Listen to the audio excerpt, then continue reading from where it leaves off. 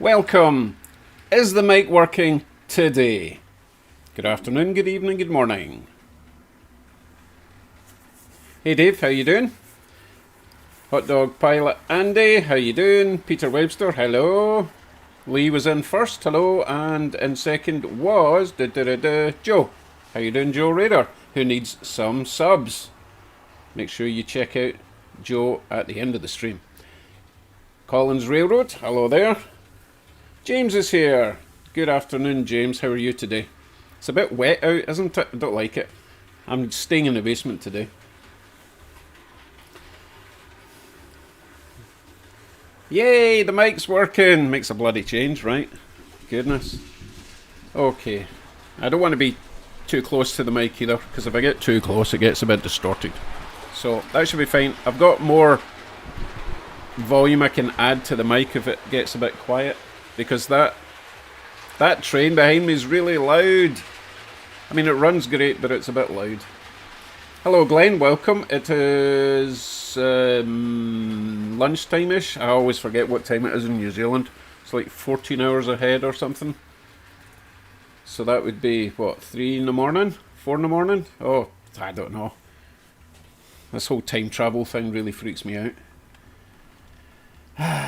Jobberton Junction, hello, hello, hello. John Train BFGR, hello. Thanks for joining me. This is great. Oh, goodness. So I have damaged another limb. I must have been sleeping funny in my shoulder. So now I've got a dodgy knee, a dodgy shoulder, and a dodgy back. Oh my god, it sucks getting old. And I'm not even that old. I'm only 54. Yeah, 54. Is that right? Oh goodness. Next big one's going to be 60. I'm sure some of you are already there. Squinty camera. There we go. 6 a.m. now. Dave reckons in New Zealand. Thank you very much, Dave. That is really loud. I think I need to put on a slightly quieter locomotive. So I'm going to just run DC for a while, one at a time. I don't need any confusion today because I really just want to talk to you guys, because 2,000 subs, actually 2010 as we speak, which is quite amazing. And if anyone's got any questions on how I did that in 8 short months, I am happily here to answer your questions, because I didn't cheat and I didn't buy them. Ben came in. Hello, Ben. Ben has got an excellent little N-scale layout, and it's North American, just to make life really hard for himself.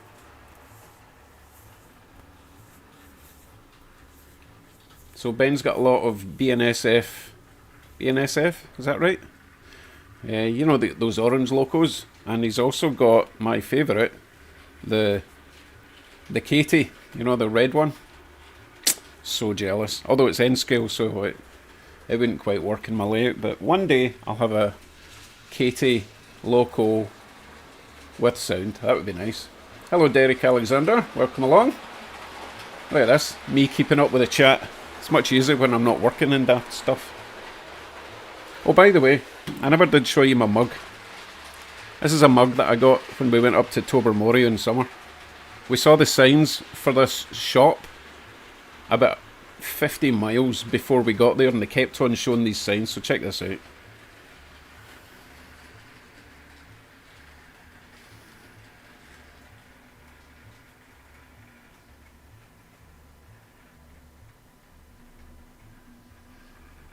So I had to seek out the shop and get that mug. It's absolutely brilliant.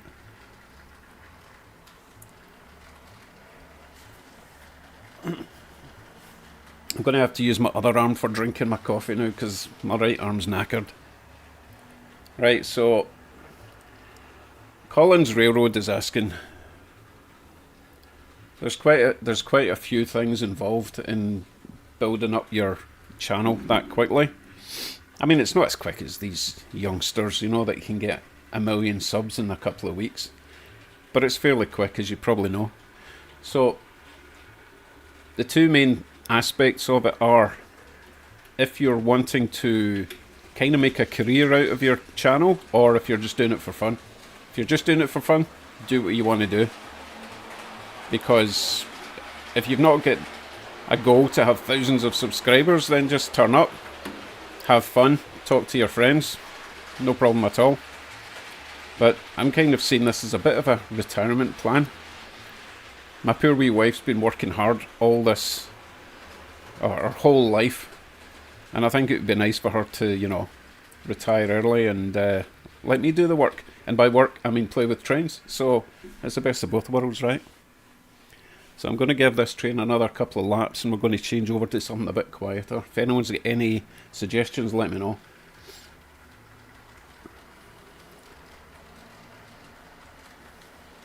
Oh, sorry, Lee, I didn't realise you were live today. You're live all the time, though. It's impossible not to stream when Lee's not live, because he's always live.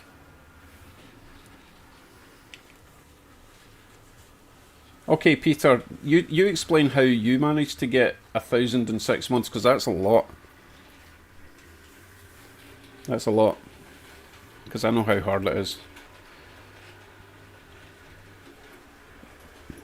Unless you bought them, and in which case it's cheating and it doesn't count.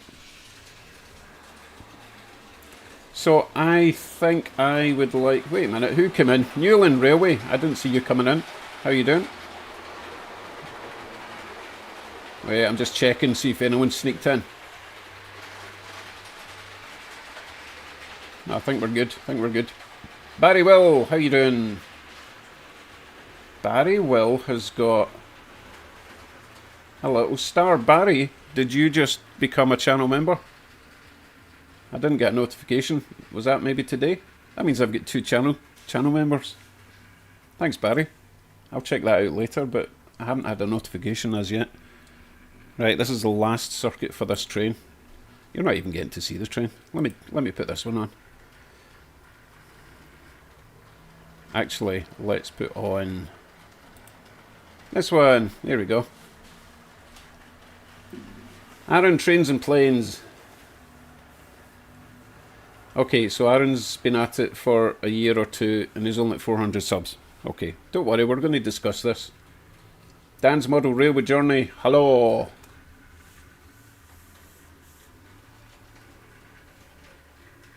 Yeah, but Glenn, right, Glenn's at 1,436.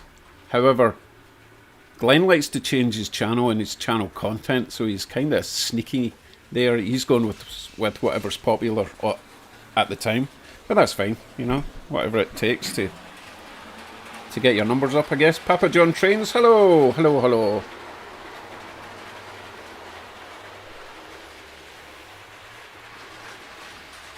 Right, Barry says week to 2 weeks.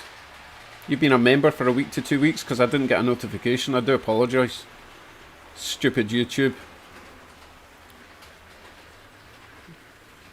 Hopster.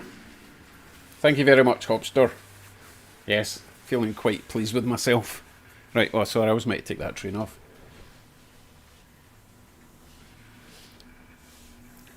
No, Colin was actually my first channel member.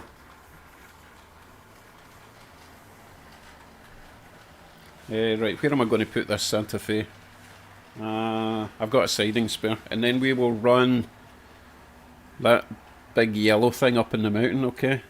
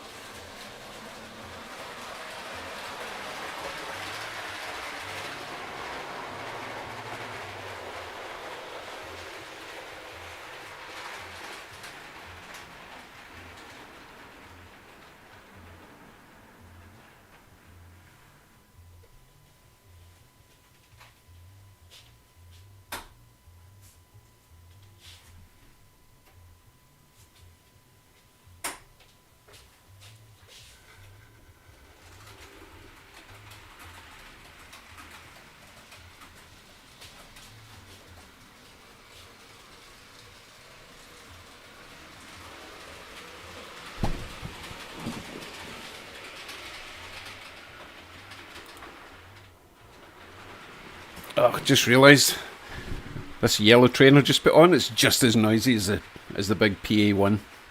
Oh well. Right, what did I miss? Sorry, Glenn, I apologise. So his channel did start as Model Trains and then it mutated into something else and now we're back to Model Trains. Okay, fine. Did I see Derek? Oh, right, okay, so basically if I made you a mod before, you're always a mod until I make you not a mod. That's why you've got a little spanner.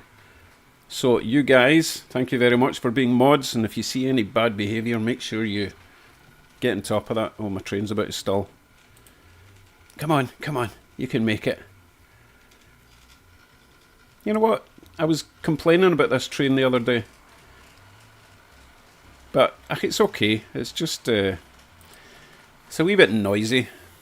But it runs fine, and it looks great. Right, what did I miss there? Oh, let's do another mic check. Are we still okay? Is the music too loud? Because the last time when I watched the stream back, the music was way too loud. Right, what do we have? Boat and car stuff.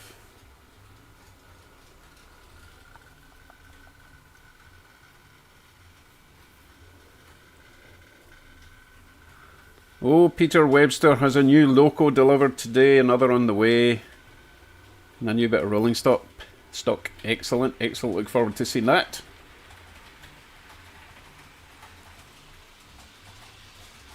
Model Trains is another channel.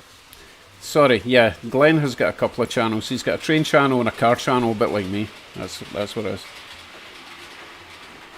Hello, Stephen David. You really should have some music. And I'll turn up a wee bit. I like a wee bit of background noise.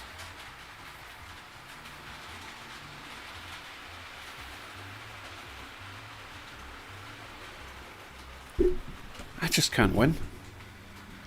The music is definitely playing.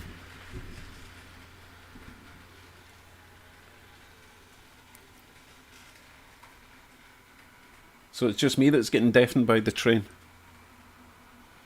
It's probably because I've installed some new software for the mic and it's cutting out all the nonsense in the background, but there should be music coming through.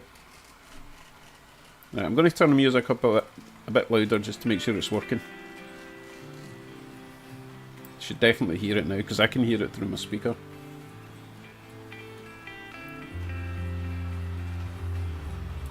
Hello Jim, how you doing? We're having a bit of a 2000 sub party, yay!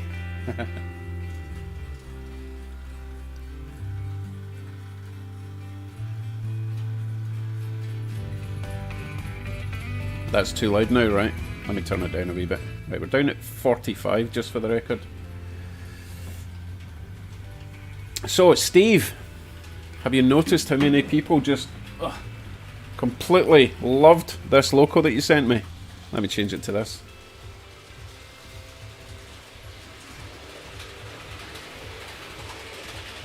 Apparently this is the best loco I own now.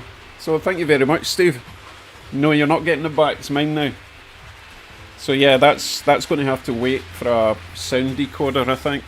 I think it deserves it.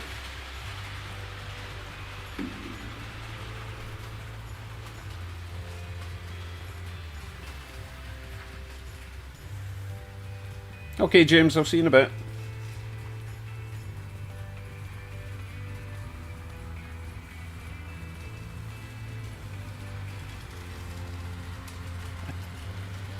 Right. I don't want the music blaring, I just want it to take away the awkward pauses, you know, when I'm reading the chat.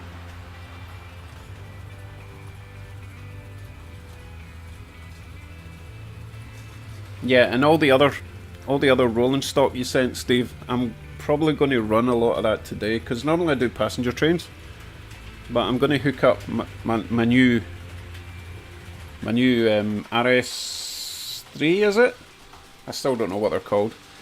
And we'll pull some of that stock round the track today.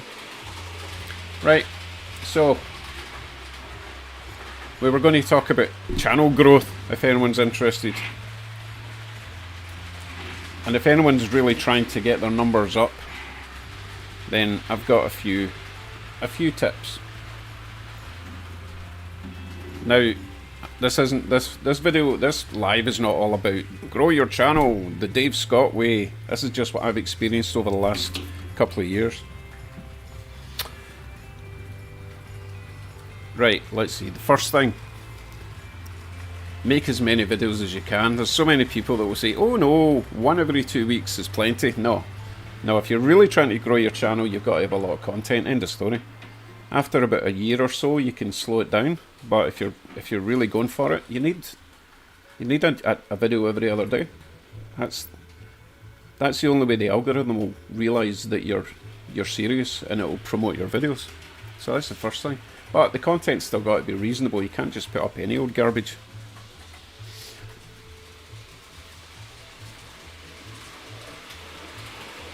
I'm not putting the music up full volume, if that's what you're asking. Flymo Chairman, welcome along. We are having a 2,000 sub party. There's no alcohol or fireworks. It's just me talking to you guys, but we'll call it a party, right? Just make sure no one's sneaking in the back door. Nope, we're good. I need to change this train though, it's just too loud. I need something nice and quiet. So that is my first thing that I would say is you have to upload a lot of videos, and they have to be fairly decent videos. I just mean they have to provide some sort of, what's the word?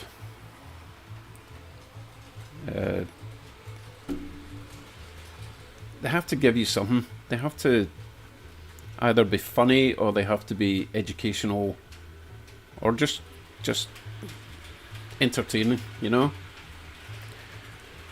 I know I don't want to piss anyone off, but there's a lot of people that will do, how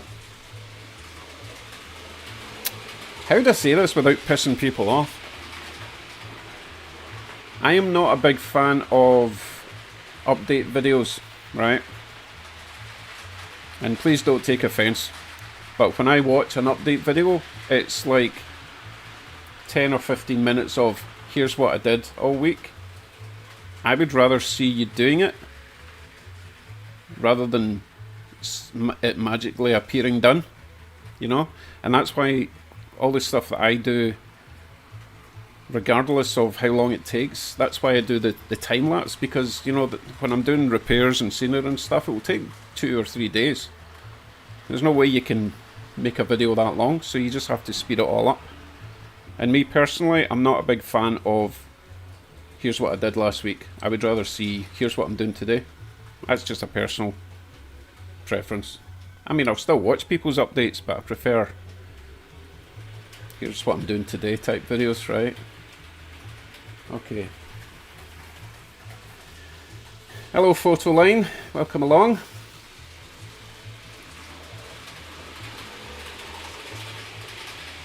Wait a minute, are you guys talking about something else? I need to change trains, I cannot hear myself think. And then I'll catch up in this chat. Yep, Flymo Chairman, totally with you. I've actually currently got 4 videos waiting to go, scheduled for next week. So that's, you know, I can have the odd day off. I've done in my shoulder, just in case you missed that.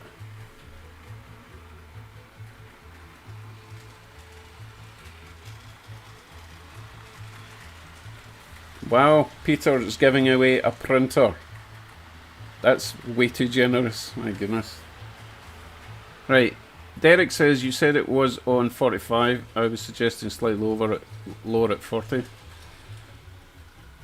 145. Are you talking about the speed of the song? I don't know.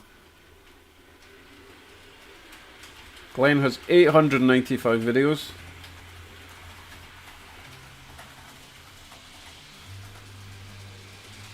Oh, who just joined? Who's Corey?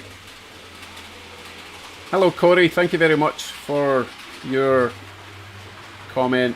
Yes, I'm very pleased with all my subscribers. Right, let me get that. Oh, he's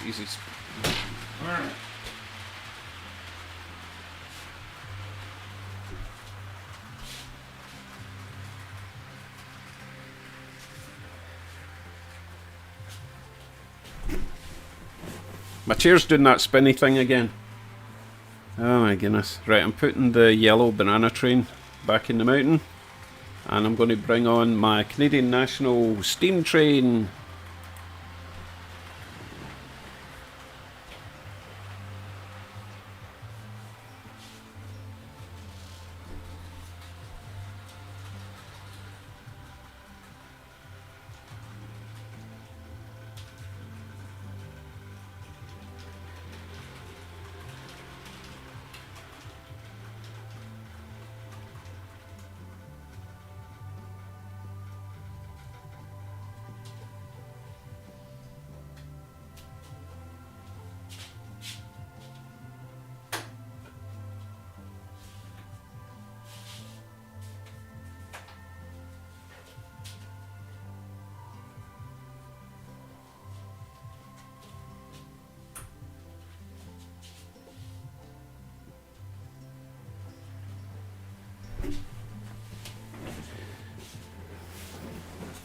Right, hopefully we won't have a mass derailment with this, with all those wheels. Hello Steve McGeechee, welcome along.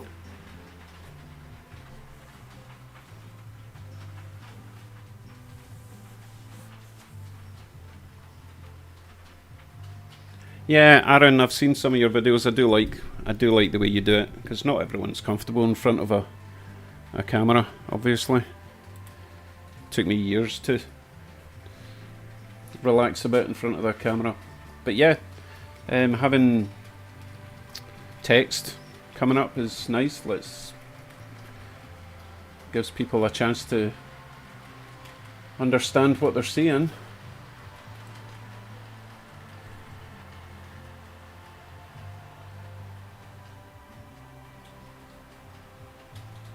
Right, okay, Steve. He's got, I think the value of your experience working on trains and scenery is what has grown your channel. Right, so I'm learning as I go, as you know. And what I've found is important not to be a teacher, not to pretend that you know everything, and always ask for advice, which is what I do. And sometimes I might even listen to the advice. But a lot of the time you just have to experiment and try it all yourself when it comes to scenery. When it comes to taking locomotives apart,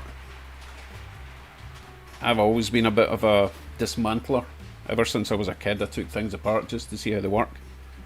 And most of the stuff I've got is like $20 locos, so I don't really care if I take it apart and break something. It's no big loss.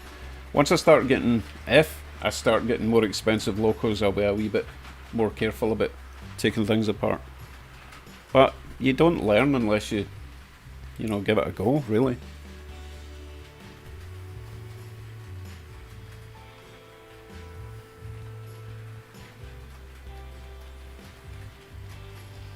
See, you know what? I can never tell if people are being serious.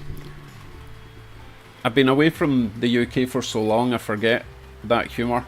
So I'm not sure if Peter is talking about real implants or if it's just a joke. It's probably just a joke, but it's hard to tell in a text, right?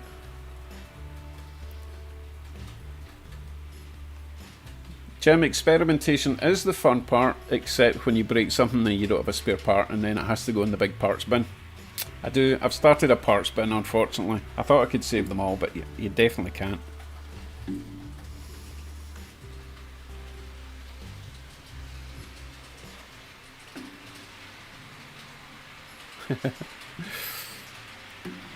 Honestly, if my kids were taking stuff apart, even if they didn't get them together, I would be okay with that. But my kids have never done that, and now they're in their early 20s, and they're still, Dad, this is broken. It's like, oh, Dad, the sink's clogged up.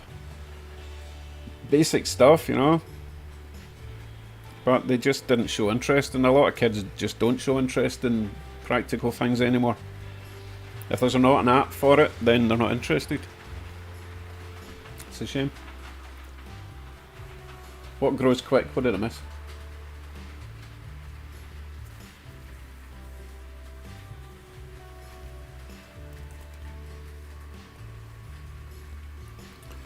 Okay, talking of, right, Peter's saying that he never edits his videos. That's fine, a one-shot thing. But he doesn't have great eyesight, so that's what his reason for not editing, and I totally get it. But I will say one thing, Peter.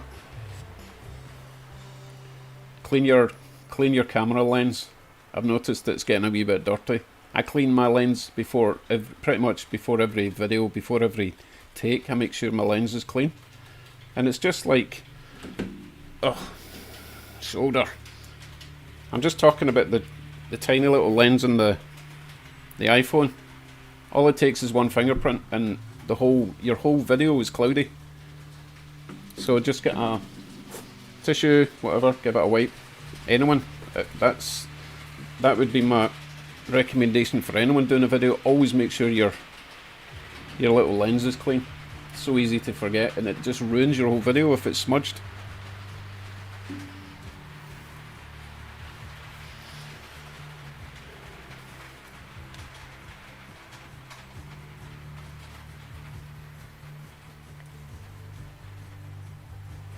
So Andy's son has surpassed him in engineering. Good for him. Good for him. Thing is that this is a weird thing, right? I was a mechanic when I was younger, and my wife is a engineer, soon to be in the nuclear engineering business. So we've both been technical our whole lives, and our kids aren't at all. Although Kyle is into computer gaming, as in, game design. So that's almost technical. Coding, I couldn't do coding. My brain just couldn't hold that amount of information.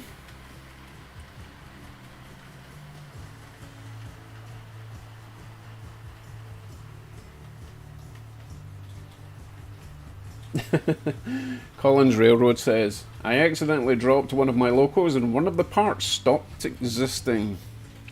Yeah.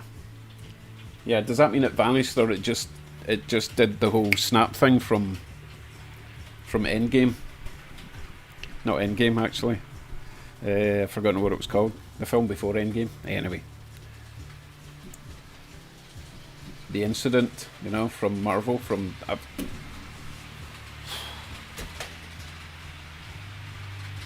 Please someone help me. What's the big Marvel film I'm thinking of? They all turned to ash and dust. You told me yet? Infinity Game. There we go. Is that right? Yeah, I think so. I don't even know why I was talking about that now. Oh yeah, its parts disappeared.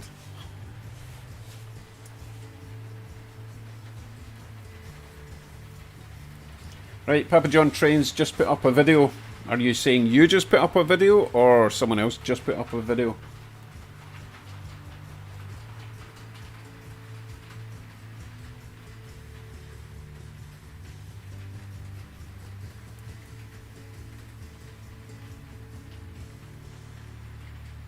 Yeah, Dave, I can imagine. I've never really been into radio controlled stuff, but yeah, I can just imagine the amount of spares you must have.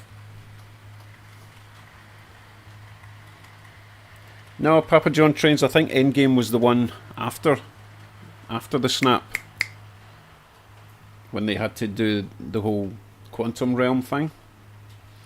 No, I think it was just Infinity War. Infinity War, that's it. There we go. Oh, goodness. Peter, stop dropping things. They don't bounce well.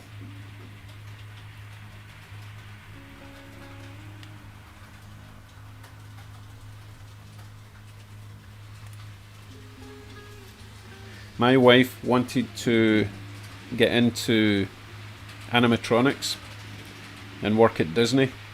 What's their animatronics? Imagineering.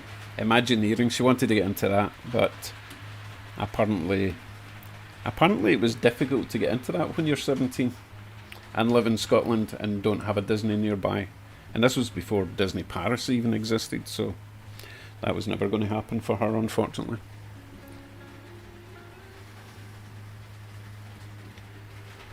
Welcome back, James. You missed nothing. Right, everyone, please let everyone else know where you're all from in the world. Not like your street address, just, you know, your state, your province, your county, your hemisphere, that kind of thing.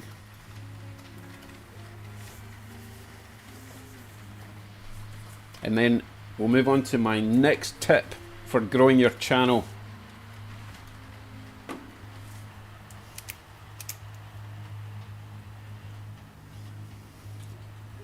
Looks like James is working on his 1-inch incline. Excuse me. Let's look at some trains while you all tell each other where you're from.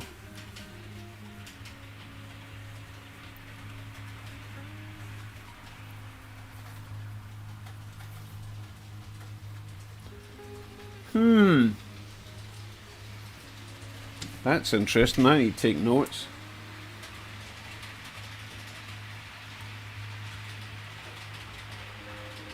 Because Dave Semperatus, we're heading over to Scotland in a couple of weeks, and I'm actually meeting up with Brian from Angels Ridge Model Railway at some point. It would actually be pretty neat if you were free and we could all meet up at Tim Hortons or something crazy, you know?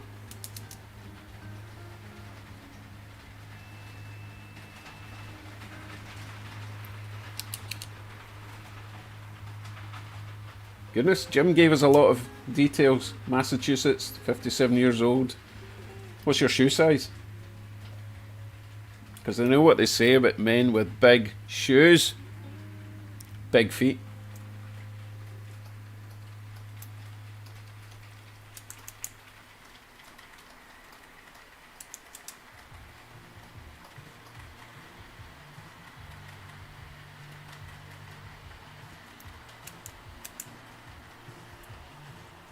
Oh, you noticed that, yeah?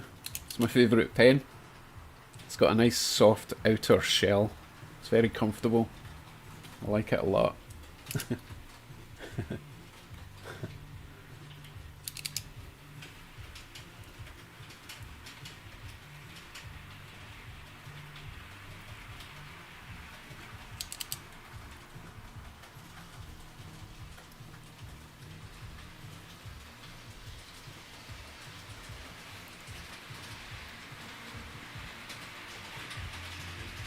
Peter's got a driver.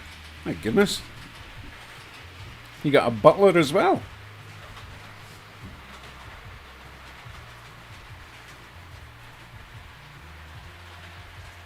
Oh.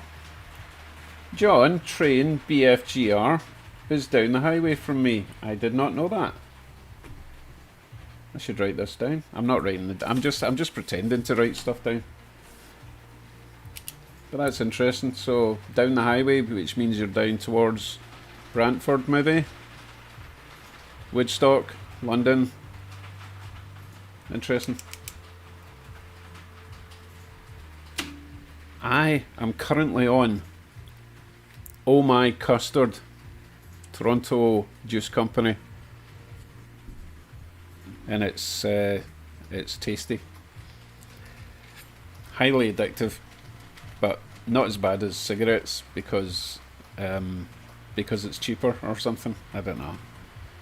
Nah, it doesn't stink the house out like cigarettes do, or cigarettes did. Not anymore. Stopped that nonsense 14 years ago.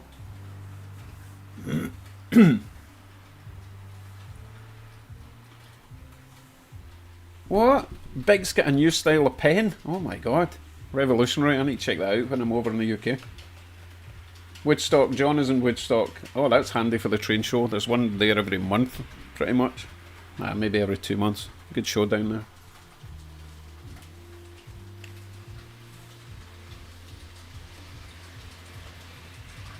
Well, Peter, that sucks. That's horrible. Sympathies. What can I say? Just got to get on with life, I guess, right?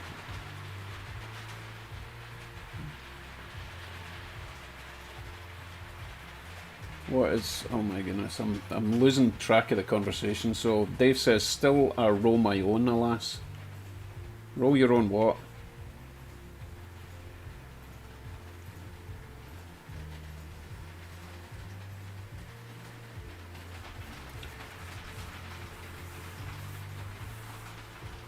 Well, Corey, that's why you need a vape. You get the flavourless vapes that don't even smell of anything, and then you can sneak one in the toilet and the machines don't even go off. They still have nicotine, you just don't have the smoke and you don't need to cause fire with a lighter.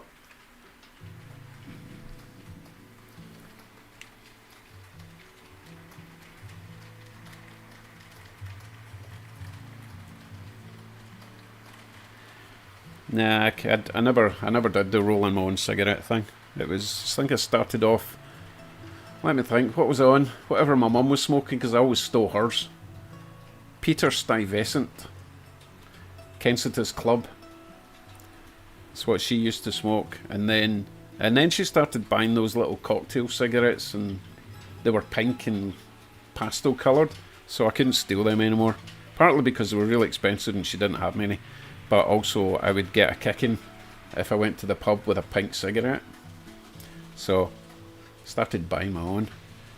So Kensington's, and then Regal, and then Spain with their cheap cigarettes. Remember coming back from Spain with a suitcase full of cigarettes because they were so cheap.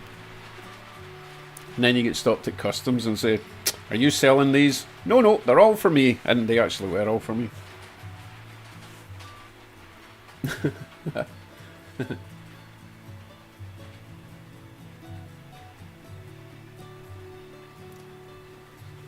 Peter's vaping Berry Burst. Very nice.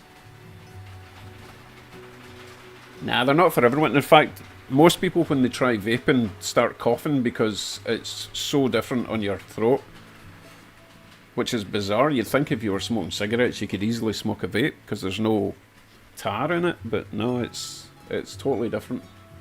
Embassy number 6, is that the wee tiny ones? I always thought they were a rip-off because you were getting half a cigarette. Why the hell are we talking about cigarettes? Should we be talking about trains?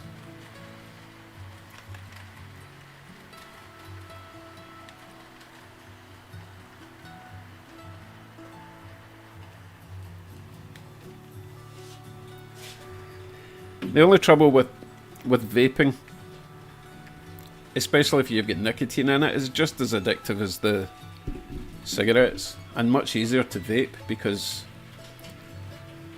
you don't need to be searching for a lighter. You don't have to constantly go to the shops because you've got a little bottle to refill it, and it's basically my dummy. My wife calls it my dummy or pacifier because it's always in my bloody hand. Still, it's my only vice. Unless model trains are a vice. They're kind of a vice, aren't they? Probably more expensive having model trains than smoking. And I don't drink. I tried that. Apparently I'm allergic to alcohol. I know that sounds strange, but I think I am, because if I drink, I go straight from being sober to throwing up in the toilet. I don't even get to the fun drunk part. Just sober, sick as a dog. Nothing in between. So, what's the point? Just a total waste of money. Just to look cool. So, nightclubs and all that kind of thing were kind of boring. Because, not so much boring, but no Dutch courage when you don't have alcohol. So, nah, no drink for me. Jim calls it a pacifier as well. Wow, quite a few,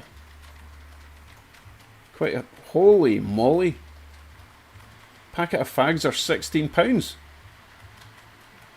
16 quid for a packet of cigarettes, yeah? That's disgraceful.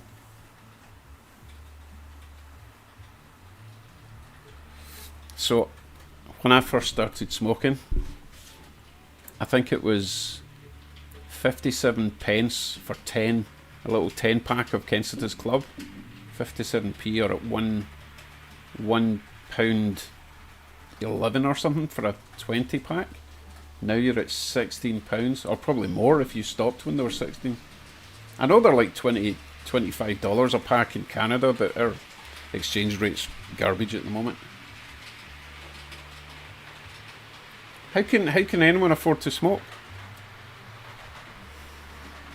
It's ridiculous. But then I could say the same about drink. Although I don't think drinking's as expensive as smoking. Talking of drink, are people in Glasgow still drinking Bucky all the time? Yeah? In the park, walking about with your bottle of mulled wine? Tonic wine? Tonic wine.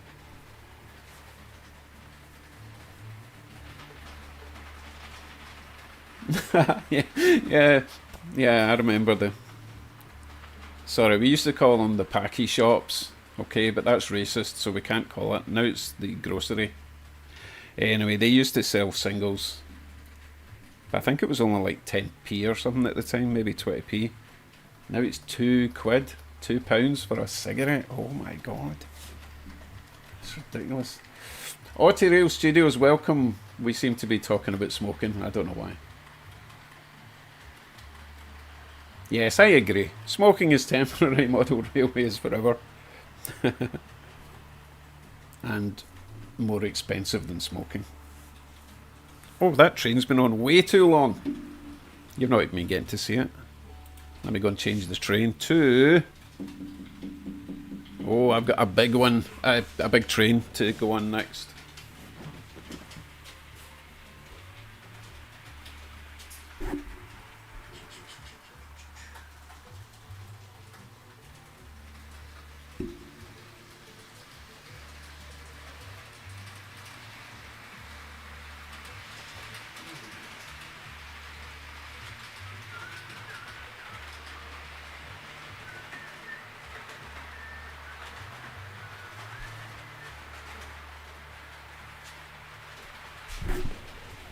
Bit of a logistical error. I need to actually take this steam train completely off the rails.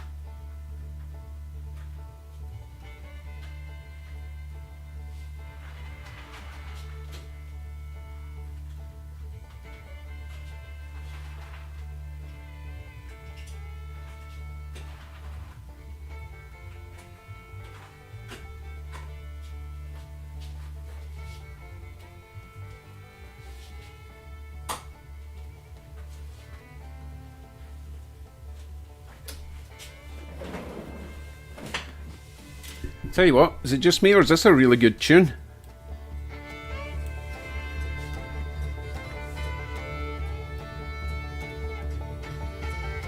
Hello Robert, welcome along.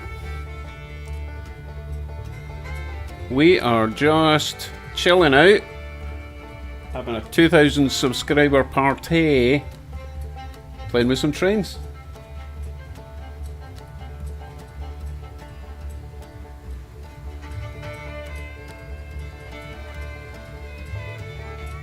Good for you, James.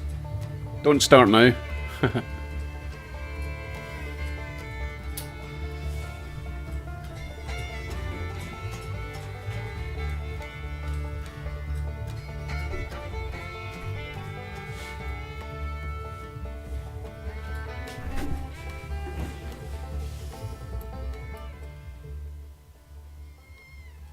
Okay, big train's on its way. Where is it? There.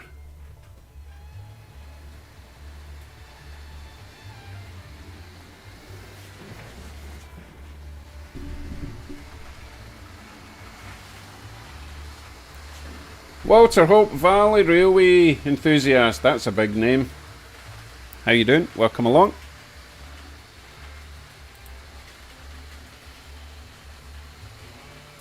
Ronald Rondo. Thank you very much. Right, let's talk about my next top tip for growing your channel.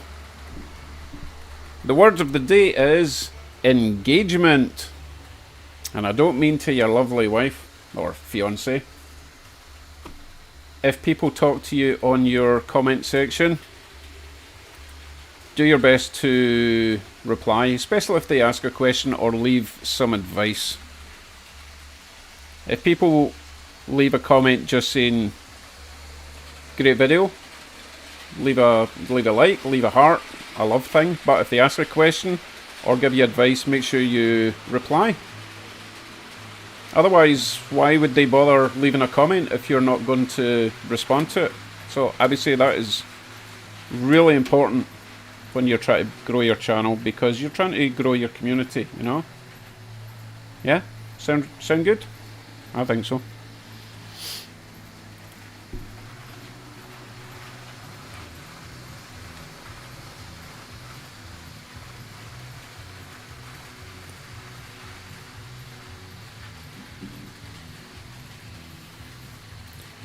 Thank you very much, Robert. Yeah, I think they're always a work in progress, to be honest. And I would be much further along if I wasn't just playing with trains all the time. But you know what it's like. As soon as you get a bit of track down, doing a loop, then you can sit back and just play with your trains.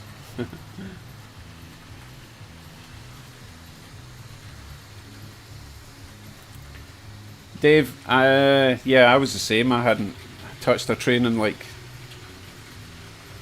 yeah, about 30 years since I was playing with trains.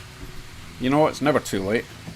In fact, the older you get, generally the more money or expendable income you've got. So, yeah, there's no harm in waiting until you're older or even retired. It's like any hobby, really, right?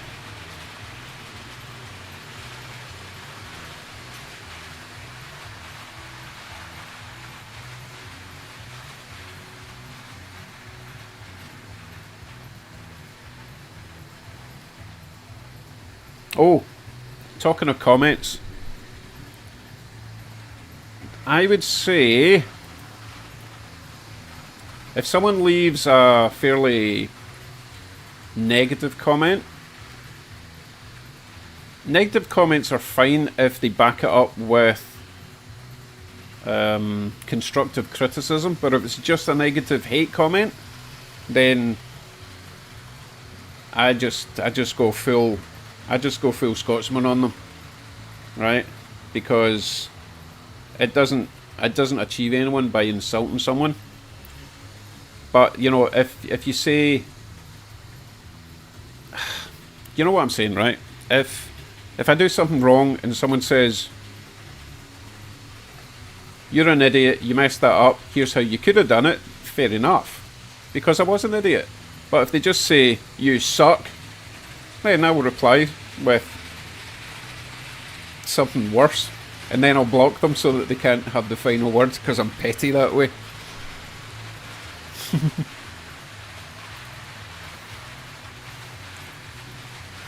Oh, wrong cam. There we go. Right.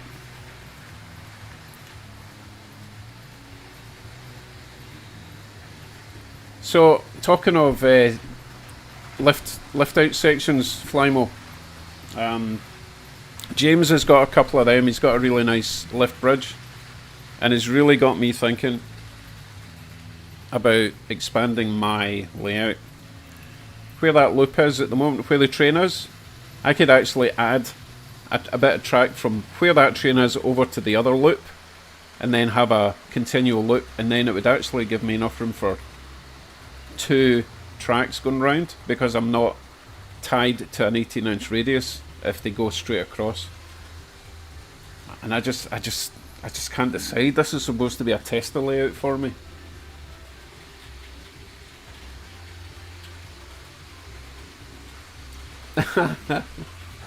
Oh goodness, right, I'm guessing yeah, so John is the guy I keep seeing at train shows and I never buy anything from him. I keep running out of money. Or the last time I saw you, John, the reason I didn't buy anything from you the last time is because my wife was with me and she was kind of holding on to the purse strings, so sorry.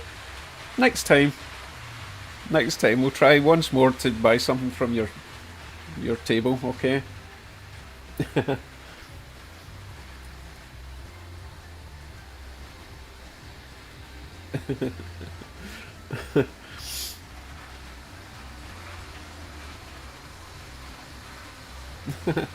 Yeah, and Newland, that's the only way. You've got to show these people who's boss, you know? We have the control. No, I don't mind. What you have to realise that I've got a fairly British sense of humour. So don't get too offended if I say something that appears to be quite harsh. I'm just having a laugh, right? Anyone from the UK will probably understand my humour.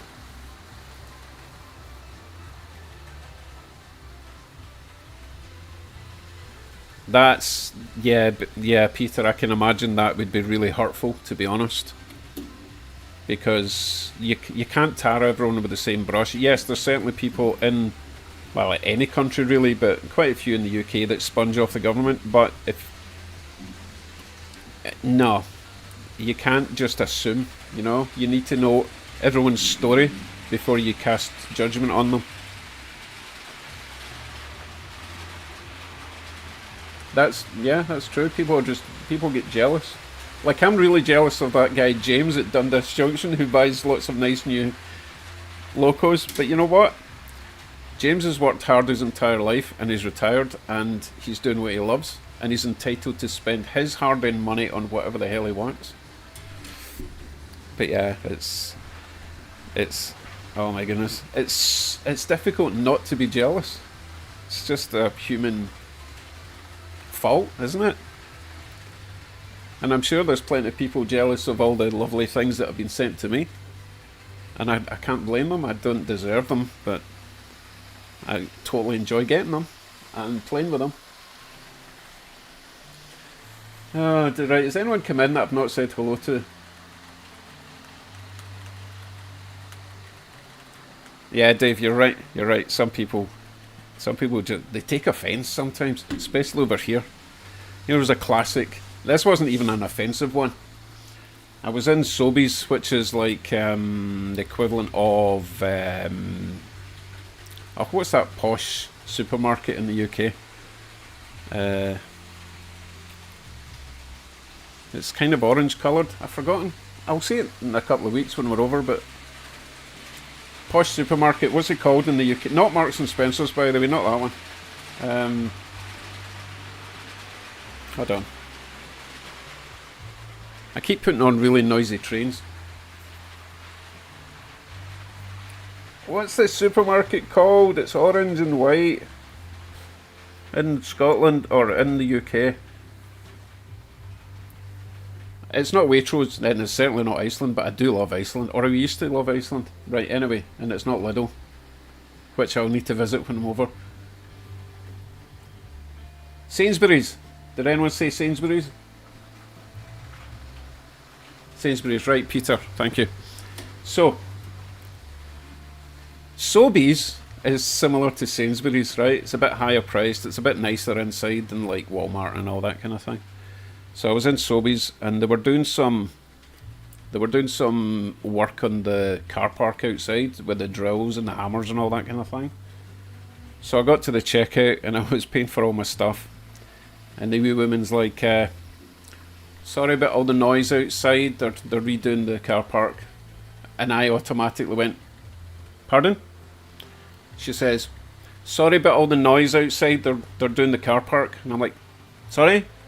She says, sorry about all, and she kept on going, and I kept on going, and she just wasn't getting the fucking joke. It's like, oh my god, did I swear? Sorry. But it was hilarious, and she just, Canadians do not get my humour. It's so funny. And anyone in the UK would have just gone, not today, because they would have got that, right?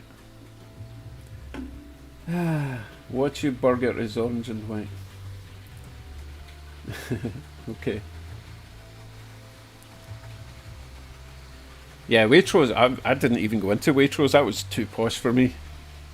But getting back to Iceland, Iceland, for you North American folks, is a frozen food shop. Oh, you guys don't have frozen food shops here. So, Iceland and Farm Foods, they basically only sell frozen food, you know, so frozen chips, burgers, pizzas, everything's frozen, right? You go in with a cool bag and you go home with frozen food.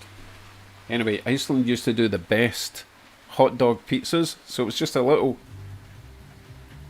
12-inch pizza for £1, and it had little bits of sliced hot dog in them and they were really good. And of course, as soon as we started getting them, they stopped selling them. It's always the same. But I don't think you can get a pizza for £1 anymore. That was what, 15 years ago? Yikes.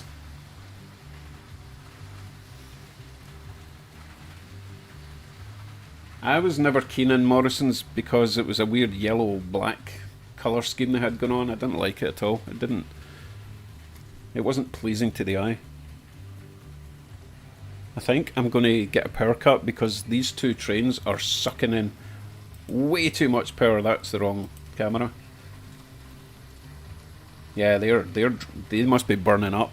They're having to haul all those coaches up a 2.5% radius. I mean, yeah, whatever. So I'm going to put that one away and bring on something else in a sec. Where are we?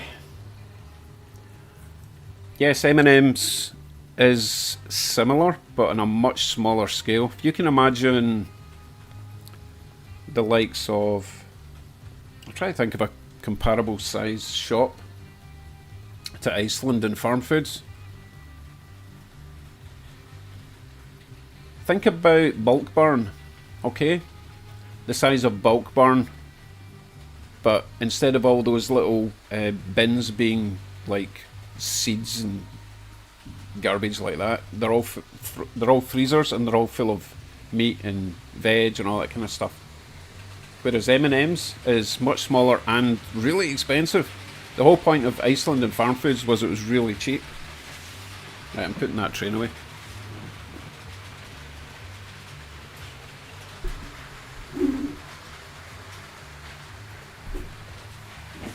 Stupid chair. God.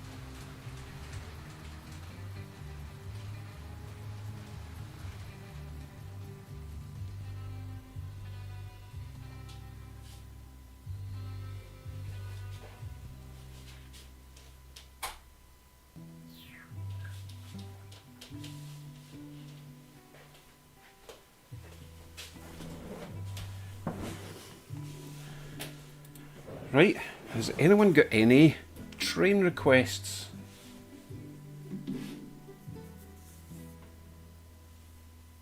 What did I miss?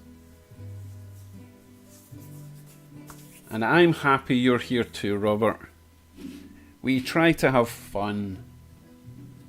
So I specifically chose 1 PM because it is 6 PM in the UK, 7 PM in France and Germany and Spain, even though I don't know anyone from there. And it's obviously, well, it was 1 PM this side of North America, and it's about anywhere from 10 AM onwards in the other side of America, so I think I've got most people. It's a good time. And my wife's at work, so she's not taking all the internet. I don't mean she hogs the internet, but when she works from home, she needs the internet for work calls, so I can't do live streams during the day. Well, I could, but they would be dropping out and buffering and stuff.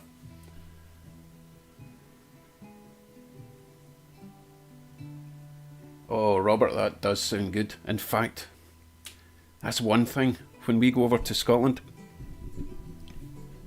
Hold on, I think that music's too loud. Because if I can hear it, then it must be too loud for you guys.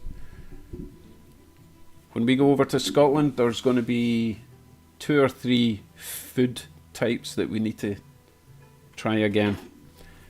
Canada is rubbish at doing fish and chips. Okay, Canadians in the chat, what the hell is... it's that whitefish, it's talapi or tapili or something, and it's just tasteless crap. And they use that in fish and chips, and it's just garbage. And their chips, they just... the places that try and do fish and chips overcook the chips or fries, and they're kind of brown and burnt. They're just garbage. So I'm looking forward to getting some nice fish and chips. Alright, you can barely hear the music. I don't know what I've done. Right, I'll put it back up to there. Right, so also want a nice Chinese takeaway, because Canada is rubbish at Chinese takeaway. Right, here's the thing, in the UK, it's my back scratcher by the way, or head scratcher. In the UK, if you get a Chinese meal takeaway, it usually comes with boiled rice, and you maybe pay an extra 50p for fried rice. In Canada, you have to pay extra for rice, noodles, whatever. So let's say you get a chicken chow mein or something. You get the chicken, but you don't get the noodles, and they all cost like $10 a portion. It's crazy, really just ridiculous, and it tastes a bit bland. So I'm looking forward to getting a nice Chinese takeaway when I go over. And also, oh, what else was it? Ugh, obviously I need to go into Tesco and raid their crisps and sweets aisle, because we miss British chocolate, and my favourite was Tesco's Skips, or their equivalent. You don't get prawn cocktail flavour over here, so that's sad.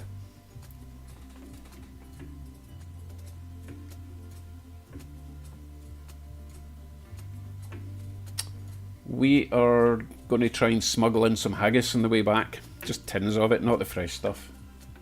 Tried that, well, we did that the last time we came back from Glasgow. We bought a few tins of haggis, and obviously we had to declare them, and the customs guy was like, so what is this? And I'm like, well, it's haggis. He says, what's in it? Stuff, no idea. But then there was a small plane crash at the airport, and the customs guy just said, on you go, I've got more important things to do. Phew, hope everyone's okay. Greg's. Need to go to Greg's and get a steak bake. Yum yum yum. Mandarin's pretty good, to be fair. Yeah, we've got a Mandarin fairly close. Steve, I'm not a big fan of Mexican food. It all tastes the same. It just all tastes like jalapenos or something.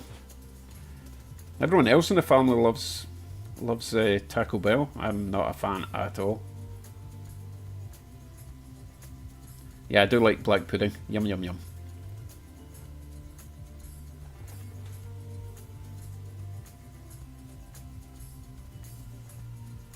I'm not quite sure what Flying was talking about. Watching the Chinese restaurants seem to be overstraining the oil, as the price of cooking oil is so high. So I found locally. Wow. Never even occurred to me that cooking oil would be a problem.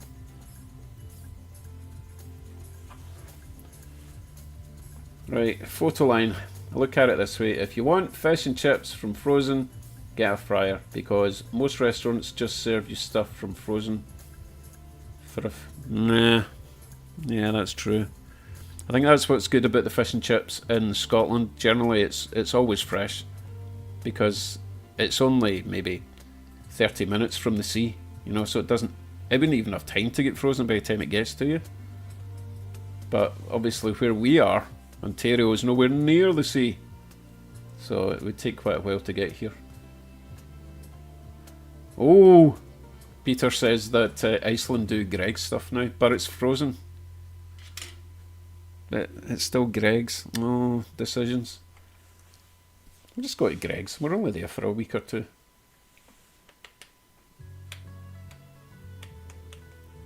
No, I wouldn't go into the Taco Bell bathroom. James doesn't eat fish. So James doesn't smoke, drink, or eat fish. Goodness. What do you do? Play with trains. My wife doesn't like fish either. I mean, she'll eat tuna because it's not fishy or something, but she doesn't like fish at all apart from that. And she would throw up at the sight of a prawn, which is a shame. I love king prawns.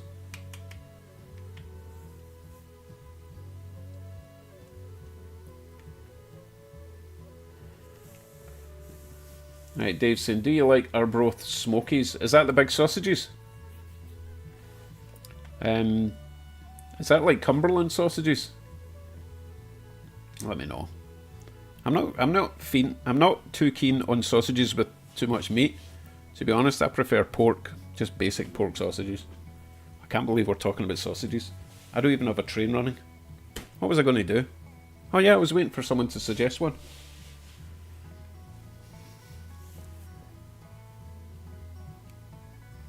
That is surprising, James. You should have gills if you used to live up there.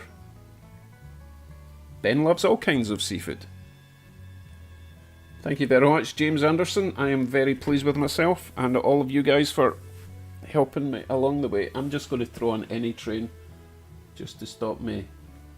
Oh, my arm. How can you injure your shoulder while sleeping? How's that even possible?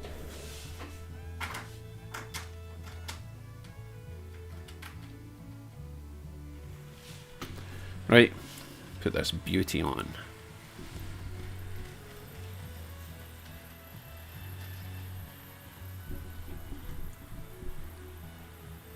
What's a heritage livery loco? Are you asking if I've got one, or are you telling me you've got one? Heritage livery? No idea. Oh, sorry, Papa John, you said RS3. Ah, well, I'll put that on as well. We're only running DC, but it should handle 2 trains, right?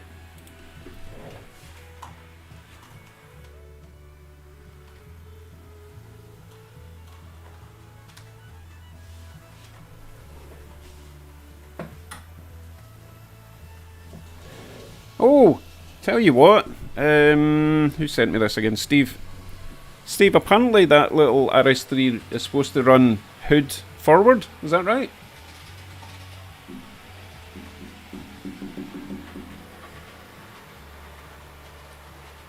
No, don't say frozen shoulder. My wife had a frozen shoulder and it took months to go away.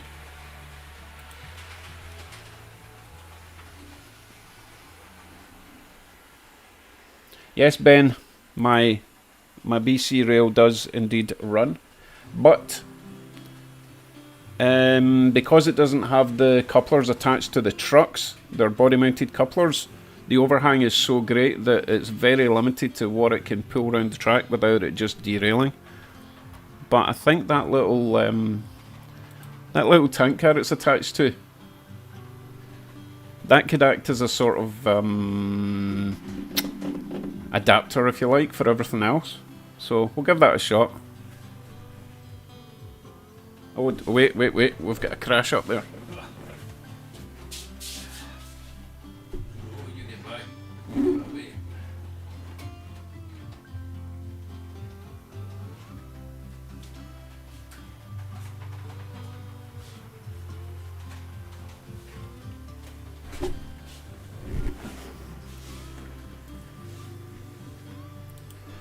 Have you noticed? As soon as I put 2 trains on, I have a massive accident. Anyway, my question was, yeah, it is a -9, Ben, and I love it, but I've still to add the railings to it, and I do have them in a box right behind me.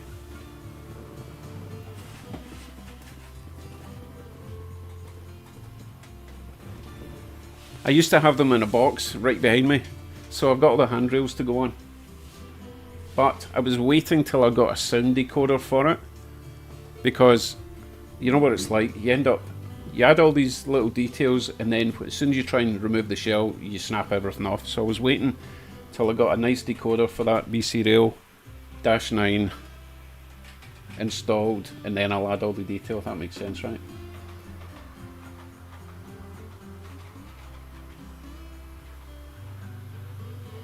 Right, sorry, I was waiting for the answer to the question on whether that RS3 should be running backwards or hood forward.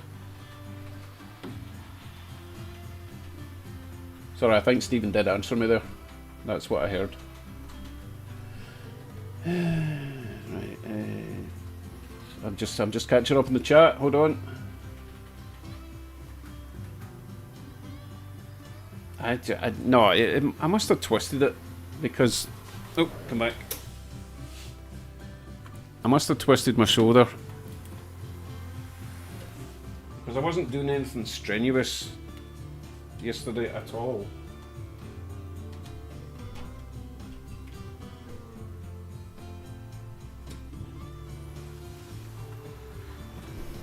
I don't know. Does that look right going that way round? I don't know. Oh, right. Now I get you. I know what you're talking about with the heritage livery stuff. Like, I think I saw a Chesney system on a new loco, and it looked awesome, but obviously it wasn't right. But I think that's what you're talking about, yeah?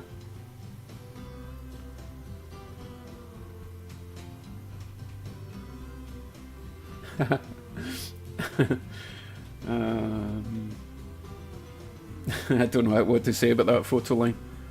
I wouldn't call Greggs fast food. I suppose it is.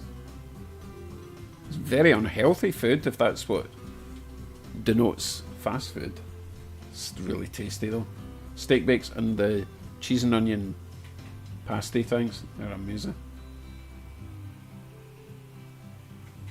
Oh, Shaky Hands is here and I didn't even see him come in. Where are you? Oh, there he's there. How you doing, Shaky Hands? You left a comment yesterday and I forgot what it was. It was quite helpful though.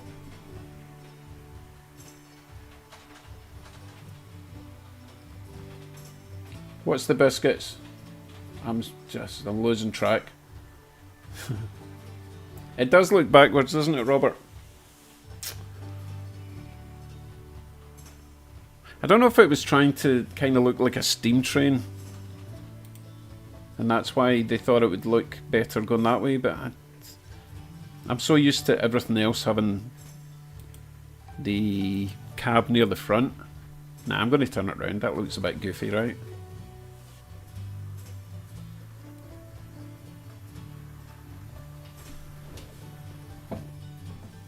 Very true.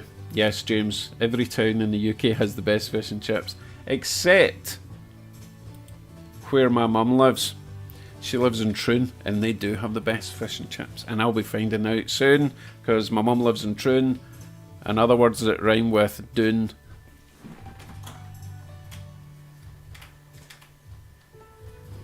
No, I can vouch for Troon having at least very good fish and chips. Don't know if it's the best fish and chips, but looking forward to getting that.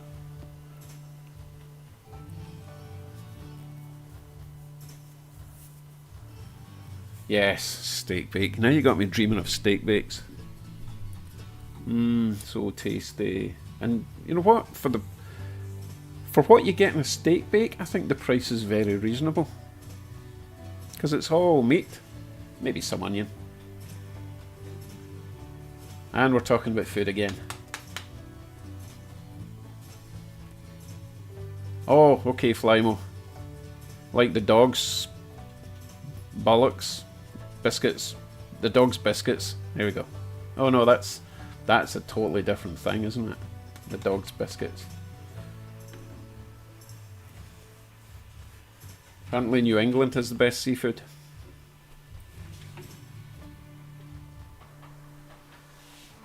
I don't know why I was looking up there. I don't have any food up there. Anyway, how are we doing for time? Not bad at all. Not bad. I think I need something to drink. Like a coffee or something. Jeffrey Bowie. Hello. And I'm not going to crack any jokes about if you're related to someone else, okay? Because that goes without saying. I'm sure you get that all the time. Right, anyway, moving on. Thanks for dropping by. As you can tell, I'm all excited because I've got 2,000 crazy folk that watch me on YouTube.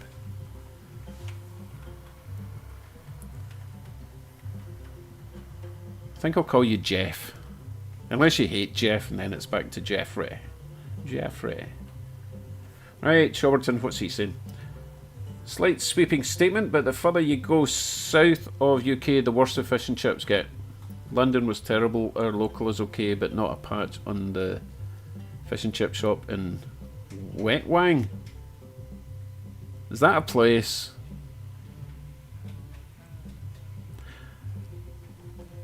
That sounds like a place on Little Britain. Oh, the music's gone all weird and Indian again. Nothing against Indian music, but I'm not in the mood for that today. There we go, that's a bit better.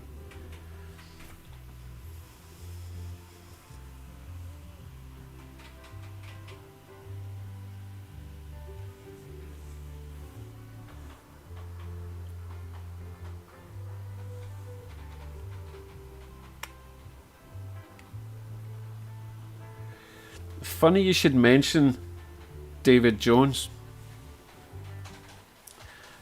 David Jones, or David Jones, was the guy that wrote Lemmings. You've all heard of Lemmings. Elsa's brother worked for David Jones, and Elsa's brother wrote the original GTA. True story. My wife, Elsa, has her own cheat code for the original GTA top-down game. Cool, eh?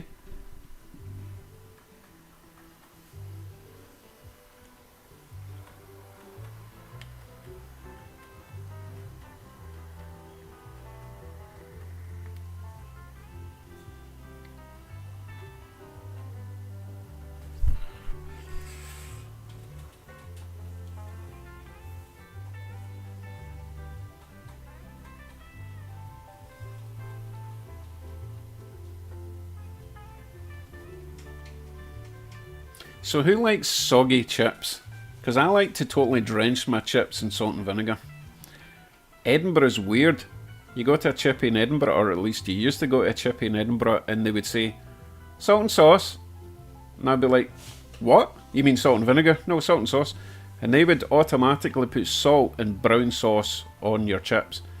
And it wasn't even like HP sauce, it was just sauce which happened to be brown. It was basically just like thick brown vinegar. It was minging.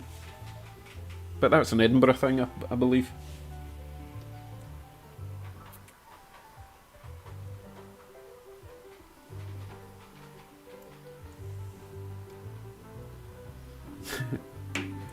Yep, salt and salt. See, now you got me thinking about something else, Flymo. That's disgusting. Salt and sauce. Salty sauce.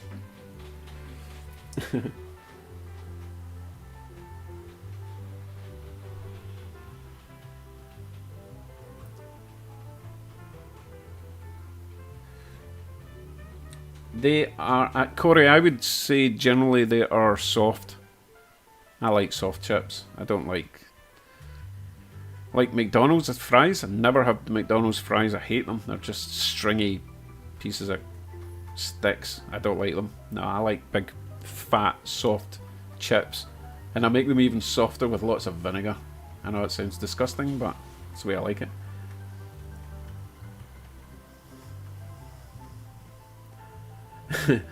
I don't want any nasty soggy chips. I want mine crisp and light brown. I don't know what that's from, but it sounds German. Is it hello hello, maybe? Oh, Dad's Army. Oh, okay. Oh my goodness, we're going back a few years now, aren't we? I wasn't really into Dad's Army. I was into 8.5 Hot Mum. Move yourself, move yourself.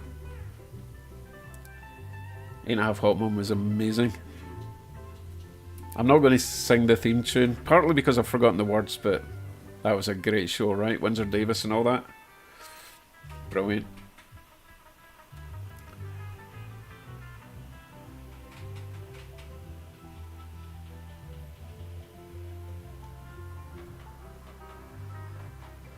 Curly fries are just awkward.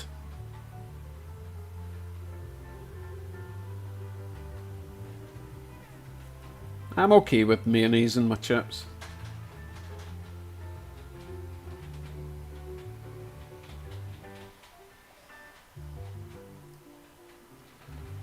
Goodness, there's a lot of talk of chips in the chat. Chip chat. Oh, talking of which, I'm going to make roast potatoes for Christmas dinner. I made the best roast potatoes. It was about 4 years ago I made them really good, and ever since then I've kind of failed. But if you get roast potatoes just right, oh, best part of the meal. I'm going to have turkey. Oh, that's a weird thing in over here. We're not sure when you're supposed to have turkey, because apparently they have turkey at Thanksgiving. So what on earth do you have on Christmas Day? In the UK, you have turkey for Christmas dinner.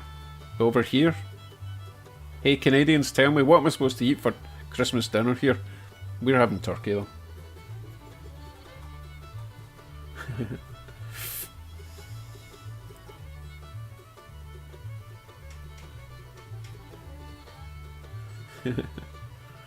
Oh my goodness. You got me thinking about all the...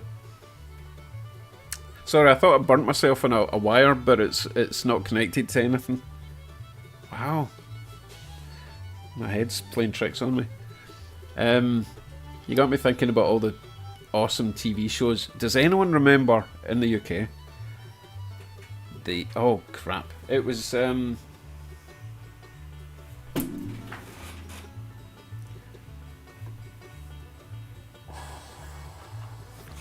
One of the guys from Monty Python had his own show. Oh no, what's it called? Right, tell you what, I'm going to go and get a coffee. You can watch this trait. I need to hook up some... Tell you what, let me hook up some goods wagons to this RS3 and I'll go and get a coffee. Right, back in a minute.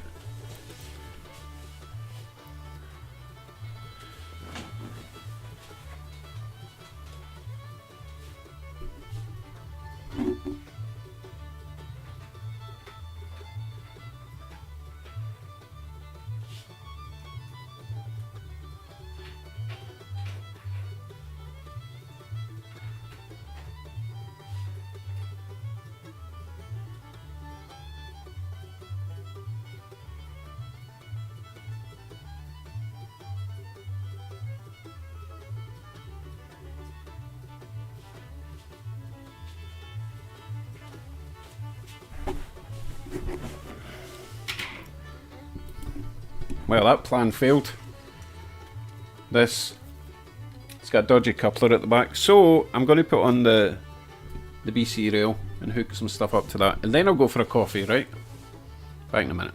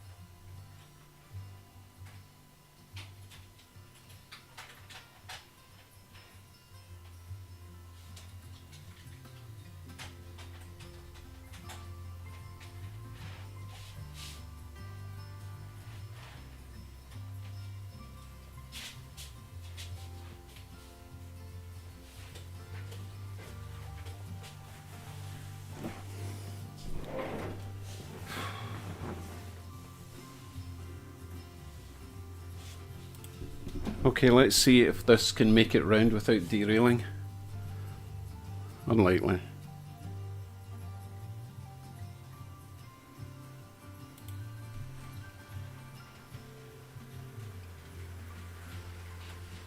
Wow, what a failure. It's the coupling. It needs a coupler mounted on the truck or it doesn't work. So I will put on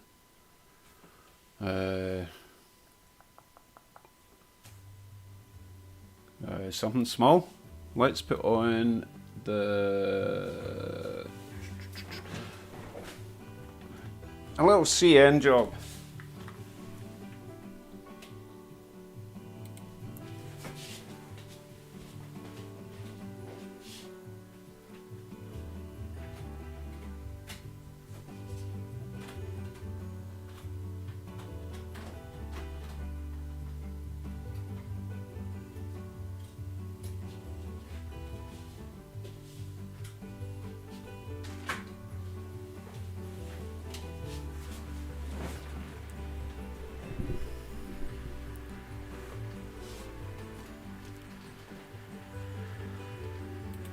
I tell you, when I make my... Hold on. I need to be bigger. That's better. When I do my next track, it's not going to have 18-inch radius curves. Because it just gives you so many problems with derailments, with uncoupling. It's no use. It's fine if you're just running the likes of this, sort of 4-axle locos. But 6 axles? No. Oh, wait, James is gone. Oh, who else is gone? Derek's gone. Oh, God, they're all left. Okay, thanks, Derek. Thanks, James. See you next time.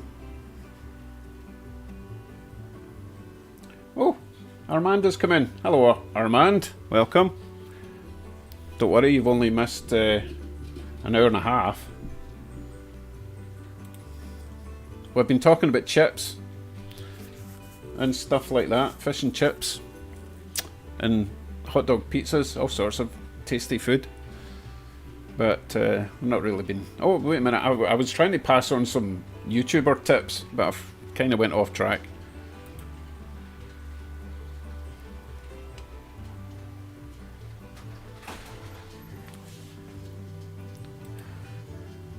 Derailment. Oh, I know what's happened here. It's one of the big grain wagon. It doesn't like my track. What a surprise. Ugh. Let me show you.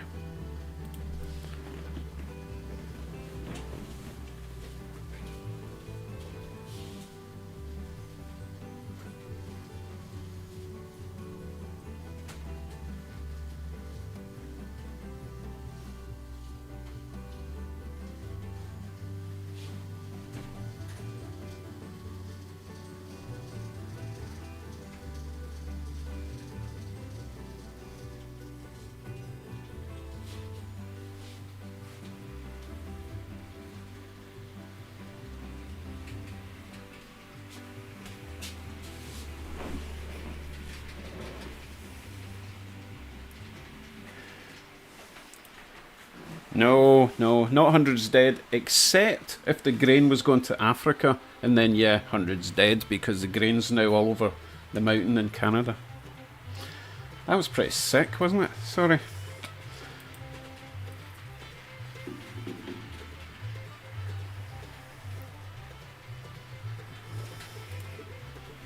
Hello, Big Hoss. I didn't see you come in, so I'm watching for derailments. When you hook up your freight cars, you have to watch your train a few laps before you can be, comfortable. And it's not even done a full lap yet. So Big Hoss was asking me, what's your best locomotive you enjoy the most of all time? I'll show you. Oh, my shoulder's getting better.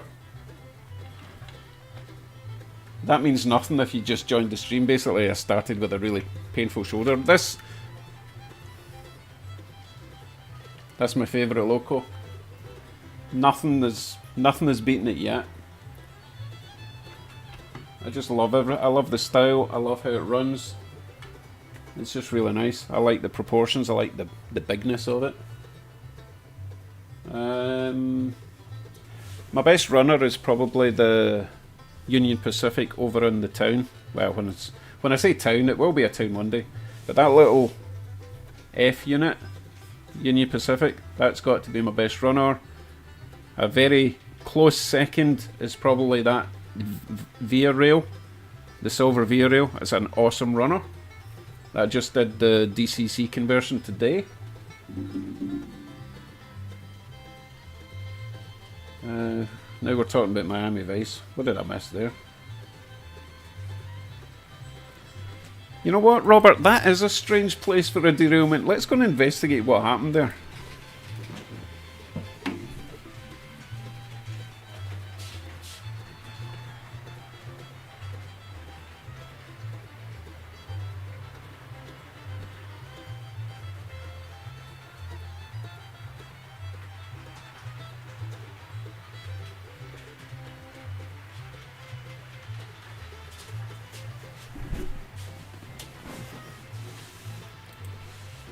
So it must be something to do with the wheels in this. There's a set of points just before the bridge.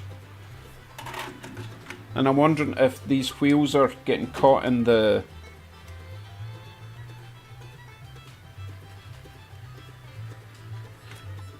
What do you call the insert at the points that holds the wheel so that it doesn't just drift off? You know, the sort of weird guide thing? Anyway, I think it was getting caught in that, but I'm going to measure the wheel distance here.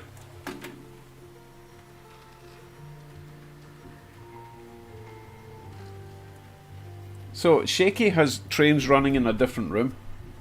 I hope you've got a camera to, you know, monitor the situation. Shouldn't leave your children unattended. What was I doing? Measuring wheels.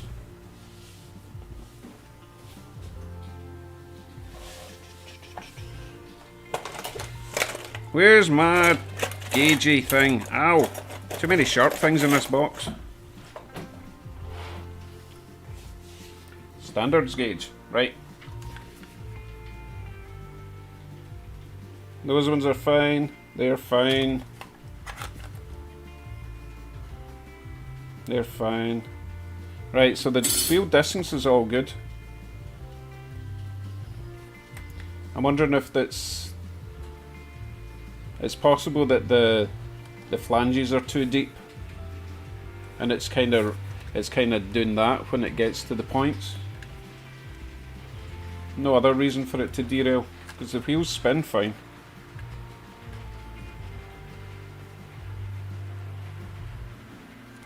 It's a shame. I've never had any success with this grain cart, which is a shame. I really like it, but I need to maybe just change the trucks over.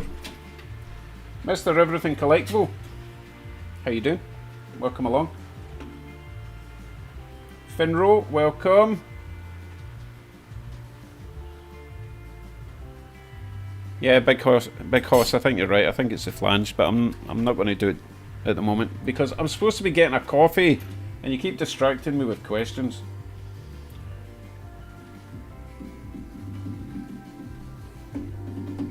And then I'll try and think up the next thing I was going to talk about in my list of helpful tips for a growing YouTube channel. Right, back shortly. If anyone comes in, let them know I'm getting a coffee and I'll be back. I'll leave it on that one so that they can at least see my empty chair.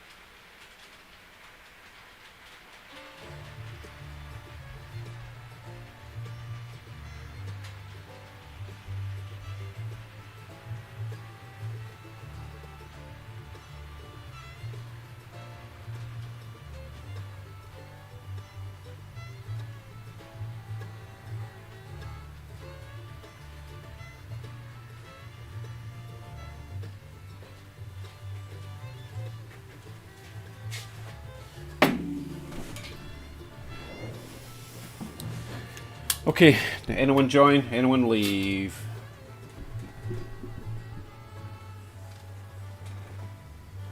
Yes, nothing worse than a chip in your flange. I know what you're thinking. Right, I don't... Oh, let me just check. Check for chipped flanges. I've got plenty of spare wheels. I can just swap all the wheels over. Because I don't think there's anything wrong with the trucks.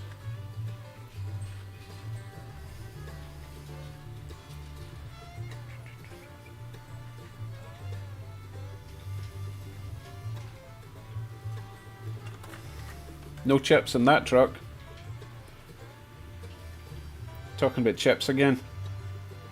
You guys in the food thing. Goodness.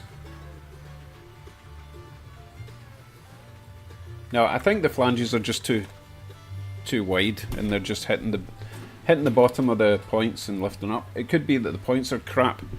It's the brass ones. Who makes the brass points? Can't remember. Partick Hill Station, welcome along. Was out at George's Trains picking up some static grass and asked if they could take my Lima 33 in coaches which are HO scale. James Anderson, did I already say hello? I don't... Your town looks like Coatbridge. Do not adjust your set.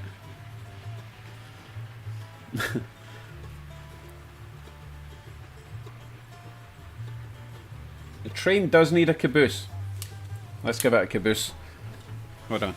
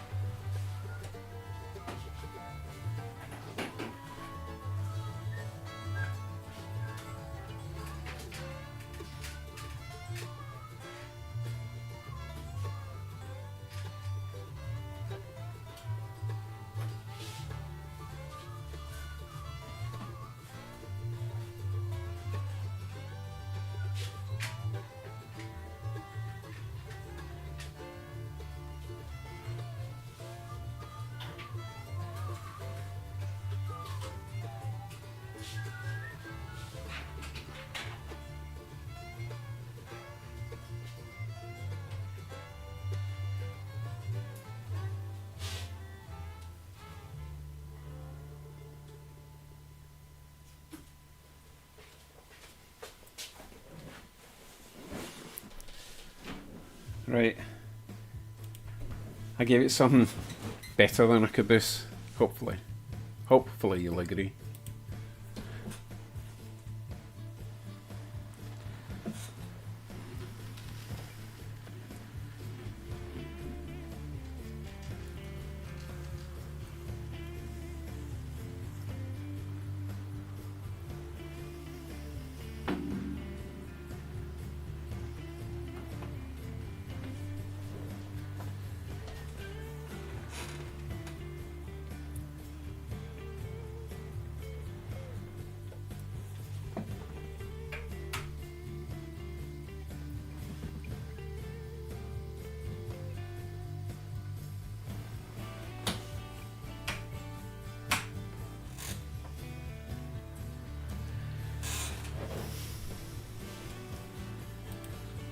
I need to LED that little light because when it's going this slow, it doesn't really light up. When it was bright there, I switched it over just to DCC so you could see how bright it could be. But with an LED, it would be much brighter. I think I'll make that one of my next projects. It's pretty easy just to pop that bulb out and put an LED with a resistor in it, right?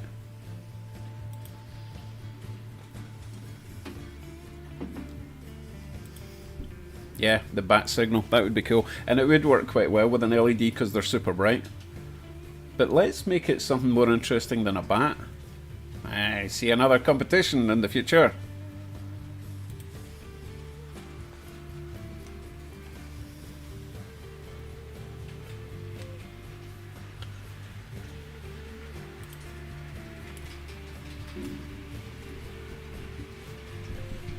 Robert, you should definitely do a YouTube channel. Absolutely no harm, and it's just a bit of fun. People like to help, give you advice, and you get to share your passion and your hobby and your joy of life and all that stuff. And it's free. It's free to do a YouTube channel. Come on.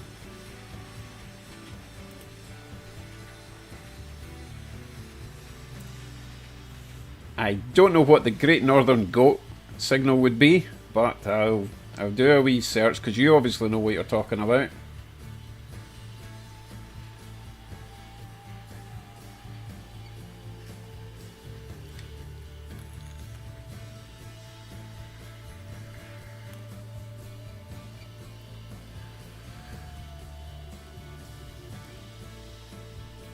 So, when you say I'm a great inspiration, what you mean is, if that idiot can do it, then I can do it. That's what you're thinking, right? This is another one of my Walthers Trainline locos, and it's just so good. They're so heavy, and they've got big motors, so they can pull a lot for their size, and they're really quiet, really smooth. I think that was a $20 loco. Just when I go to train shows, probably it'll be next year before I go to the next show, obviously, because we're almost at the end of this year. But I'm going to be very specific. I didn't buy any locos at the last train show, I don't think. No, I bought virtually nothing. I bought some couplers. And that's because I'm kind of narrowing down my choice to Athearn Blue Box. They're fine. They're a wee bit noisy, but they run great. Atlas, if I can find them. Lifelike Proto 1000 and Walthers Trainlines, or mainlines, but Trainlines are $20 to $30 and they're brilliant, so that's what I am focusing on at train shows now. I've got plenty of the Mahano stuff and it runs okay. It's a wee bit rattly, you know, but it's okay, it's fine. How's that wee train doing? There he is. You know what? I was talking about that thing derailing just before the bridge, and it might be the points, but nothing else derails there, so it's definitely this, right? Weakest link in the chain and all that.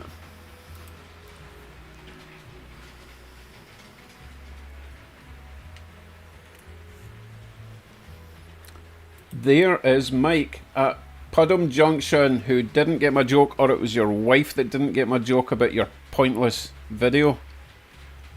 Come on. I thought being British you would have got that joke.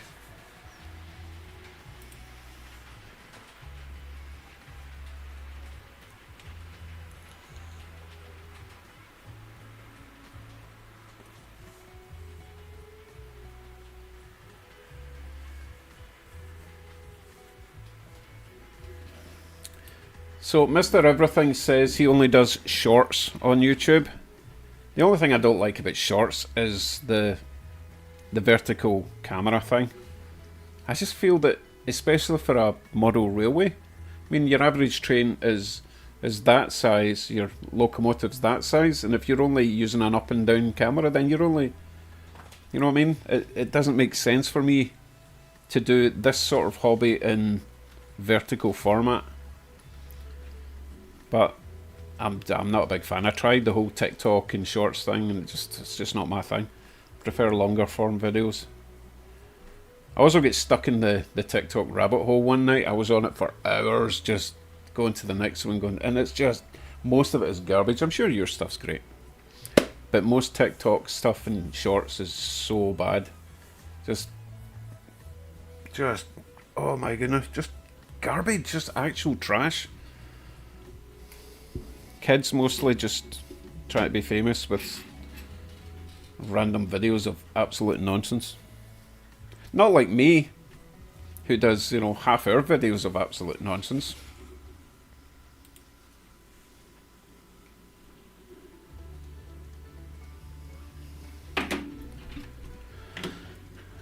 Sorry, I just saw Armand's post about the pins on the couplers possibly hitting on this.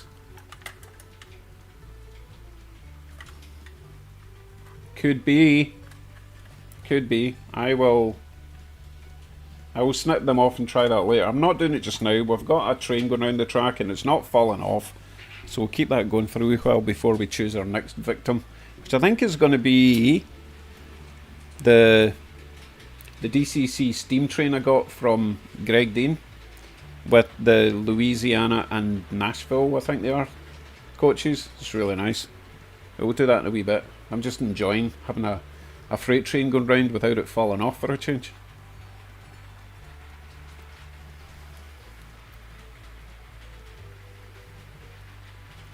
So Mr. Everything says, I just think the people that I have on my channel don't like looking at long videos.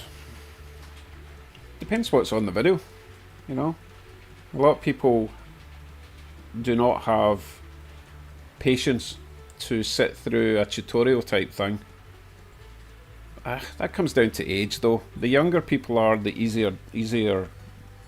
are distracted they are. The more distracted they are. I can't speak today. Whereas older farts like me and above generally get a bit more patience and a bit more time. Just crack a joke now and then, keep it going for a half an hour. I love how smooth this CN train is. It's really great.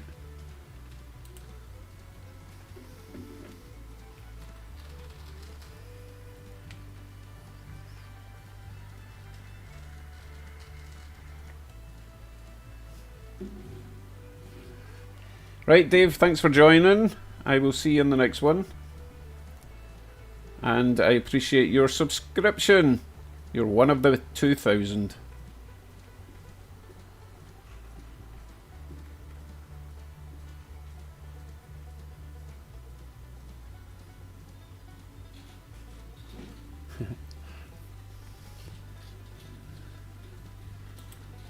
I think it's coffee Armand. Don't think I slipped anything in there. Maybe it's sleep deprivation.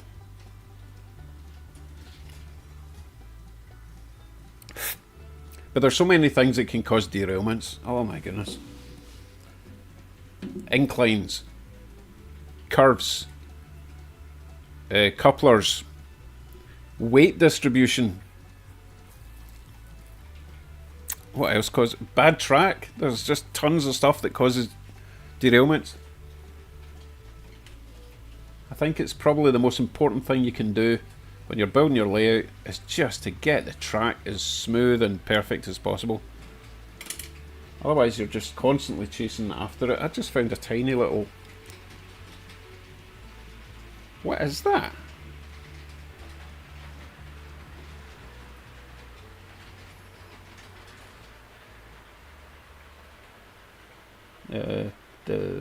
There. I don't know. I don't know what I'm looking at. It looks like a tiny, tiny rusty screw. It's probably a magic mushroom. Right, what was I saying? Right, Dave's gone. Thanks for joining. See you soon. Shaky hands. In the main, I aim at 10 minutes with videos and speed areas up so people can slow them down if they want to see something at the normal speed. Very thoughtful. Thing is, I use the time lapse for the high speed stuff, so slowing it down it would just be low quality. It wouldn't work, I don't think. I was in the middle of doing something. Oh yeah, right. My next top tip for successful YouTube channel growth. It's not good enough just to expect people to come to you and love your videos and leave comments. You have to do the work as well. You have to go to everyone else's channels and see how they're doing, leave a comment, say hello. Don't ask for a sub for sub. I've never done that, but you do have to at least show interest in other people. Otherwise, why should people be interested in you if you're not interested in them? So I do my best, especially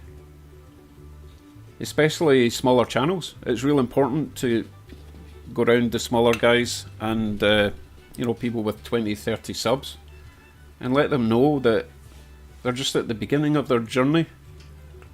and just to keep going at it. And there's some amazing channels out there that are just starting out. They've only got a few subs, and you know they're going to be great. You know they're going to be big channels one day.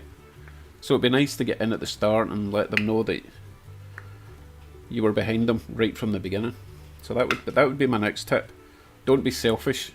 Share the platform with everyone, you know. I think. Mr. Magic Fingers. Hey Scott. Tim from Dartmouth, Nova Scotia, your eBay nemesis.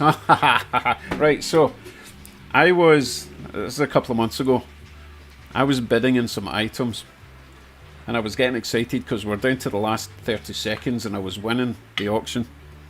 And it got down to the last 5 seconds and I was pretty much getting the credit card ready to pay.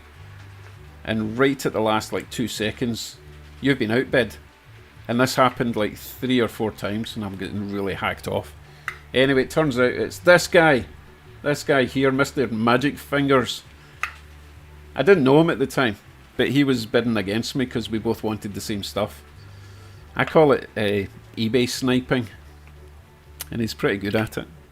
So we came to a mutual understanding that we would let each other know if we were going to bid on stuff, and whoever really wanted it the most would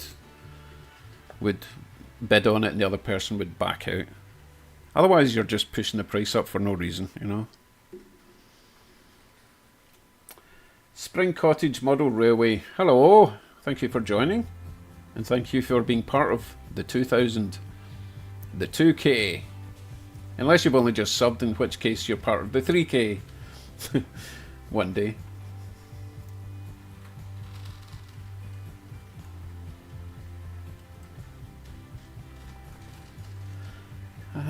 What did Flymo say there? He said, I've had a Cyberlink for a while and not used it much. Trains and planes must do better. What's Cyberlink?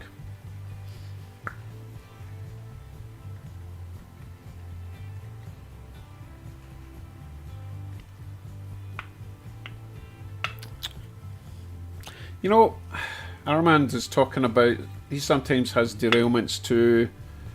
Ladies track consistently. I think it's moist / dryness in basement. I don't know, I think my basement is fairly well insulated and consistent with its climate in here.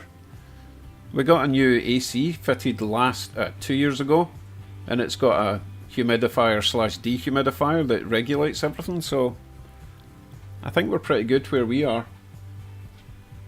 I think it's because I've used such a mixture of different types of track and just kind of made it fit. You know, I've got the old brass stuff, I've got the code, what is it, 83, code 100, brass, steel, nickel, silver, just a big mishmash of stuff.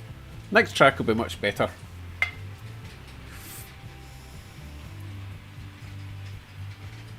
Alright, you guys are talking about editing or something.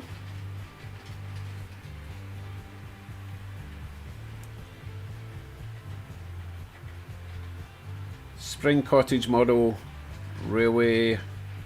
Here from the beginning, Dave. Oh, David Burgess, right, okay, wow. I haven't heard that name in a long time. You must have been quiet on the old comment section.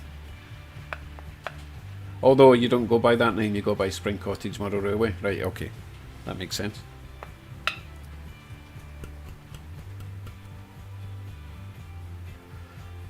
Partick Hill Station just had someone in China trying to log into his cell phone. Whoops.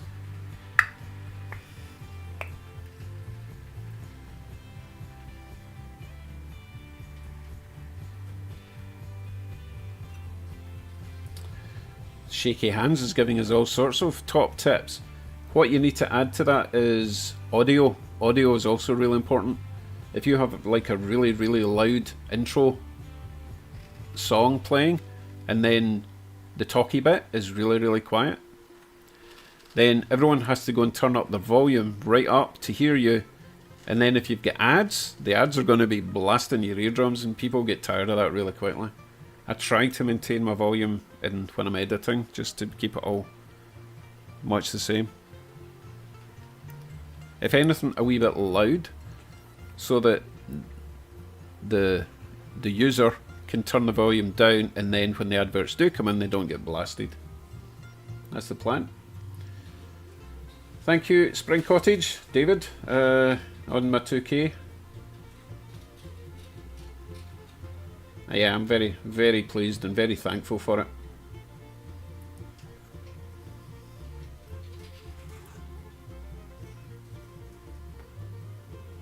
That train made a funny noise there, a wee scrapey noise.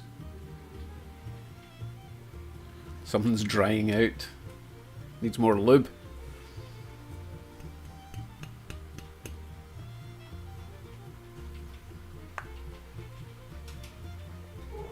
I don't know what the Cyberlink thing is.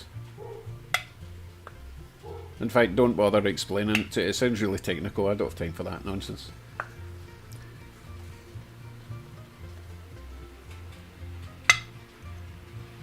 Yeah, Mr. Everything is talking about weight distribution along your rolling stock.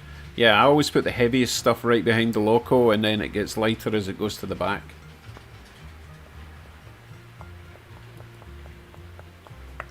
I started with a 30-second intro on my other channel and gradually got right down, and I think the current one on this channel is like maybe 5 seconds.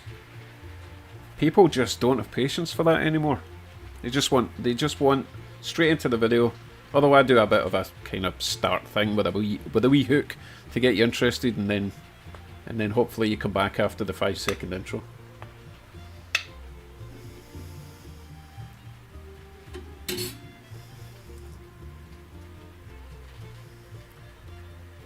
I think Partick Hill Station's leaving us. Thank you, Flymo, Mr. Chairman, for the info on the editing suite. Okay. Right, Mr. Magic Fingers, we will be watching for whatever you start up. Make sure you leave a comment and let us know so that we can all go and laugh at you. I think it's time to change trains. I might just change loco though, because this set of freight is working quite well. I might add some more actually. Ooh.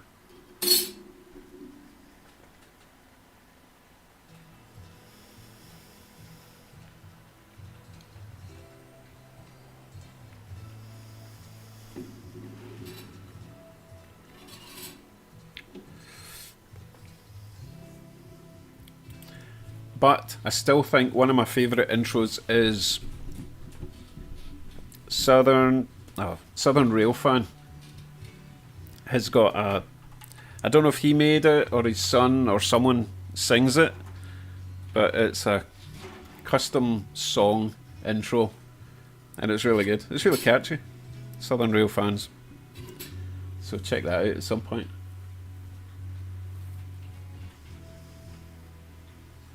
Oh, I was going to change that train. Once I can reach it, I'll change the loco to...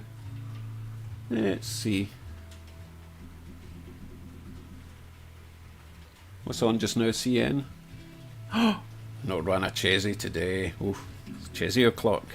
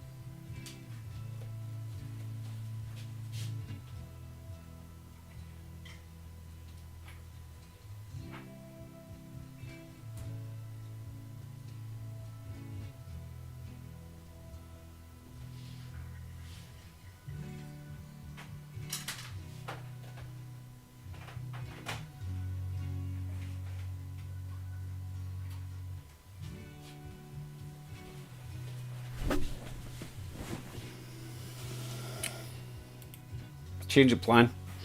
My Chessie that I wanted to run has got KD couplers and everything on there is horn hook. So we are going to run Canadian Pacific, which makes more sense because most of that freight is Canadian Pacific.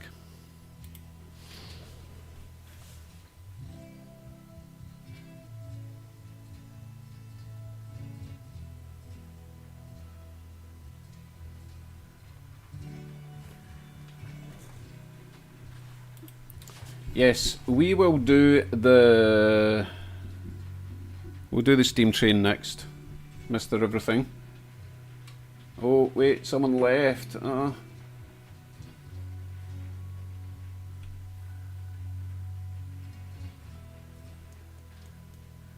Oh, Nathaniel D. Aiken. Hello, welcome. My channel is indeed growing. Growing.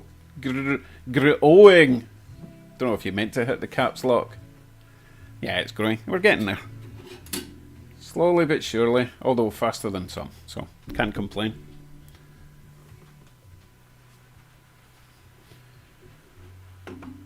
Right, what else we got? Right, so Charlie, whoever Charlie is gone. I mean, not gone, just left. And yeah, I'll put the steam train on after this. Give this a few laps. Right, Mike says, Sue does. Does. Yeah, you put a U instead of an O. Not that I'm a grammar Nazi or anything, but hey. She does photos to show what has been... Seriously, you taking the mic? What has been done, then video on what we want to do next. Would you say that's the wrong format? Photos to show what's been done, then video on what we want to do next.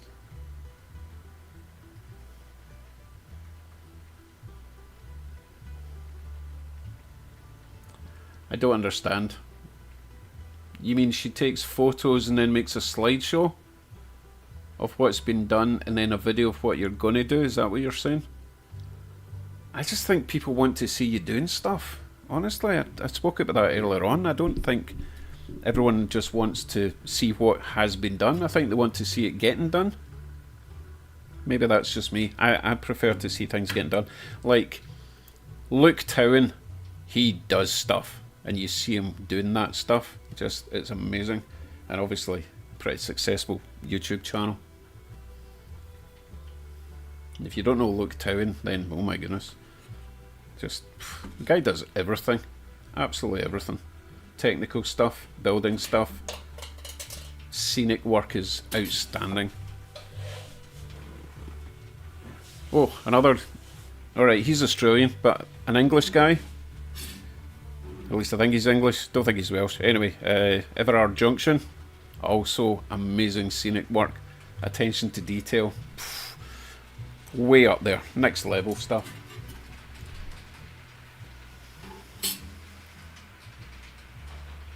Right, Charlie's an expat like myself in Toronto. Alright. He's from Partick. Ah, okay, that all makes sense. Okay. Oh yeah, this is my derailing stick, which is obviously just a skewer from Dollarama that I've sharpened. Well, I've made it square. And I put a bit of red heat shrink on it, just so that I don't pick up any random skewer. It has to be that particular skewer. In saying that, I've got a blue one as well, but no one cares about that. Right, so Partick Hill is Charlie. I should write that down. I've got a list of people. Yep. Haven't seen C44 Troy in yet. Oh, there's my blue stick. See, told you. Right, so Partick Hill is Charlie. Partick Hill. Thanks for that.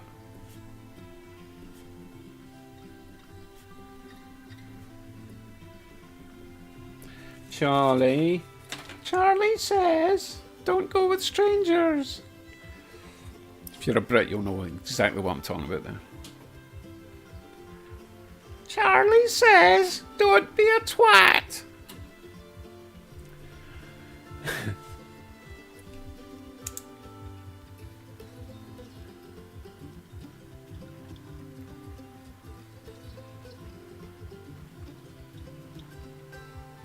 Right, I will... I'll find somewhere to put this freight train and I'll bring out my DCC steamer. Let's see, where are we going to put this? Under the Mountain, I think, is the only place left. Oh no, I've got a space up the back. Yeah, that'll work. Okay.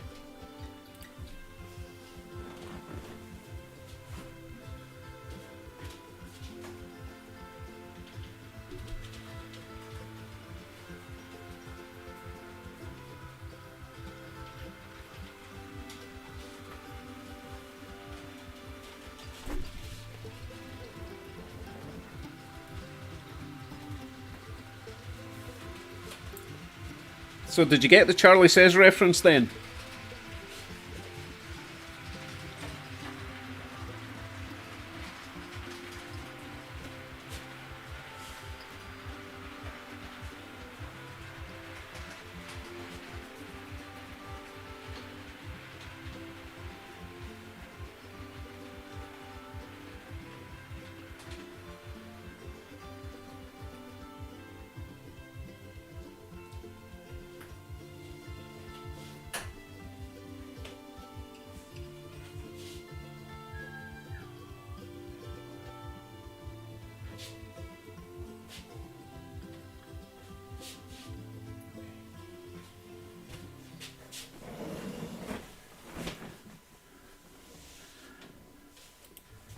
Right, for our North American viewers, Charlie Says was a safety campaign. And what it was a cartoon kid, boy. And beside him he had a cat. And it was really, really bad animation. But anyway, the cat would do stupid stuff and then pay dearly for it. And then he would go meow, make weird cat noises. And the wee boy would say, Charlie says, if a man's handing out sweeties, don't accept them. That kind of stuff. Forever to be known as Charlie Says.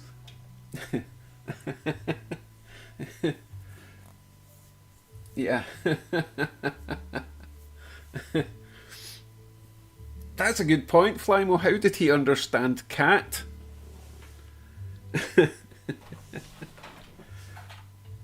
I'm still trying to remember the name of that show that one of the Monty Python guys did.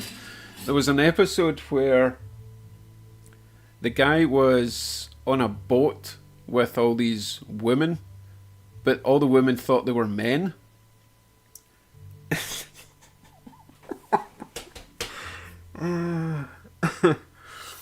So all the women sailors thought they were men in this. Oh, come on, someone must remember this.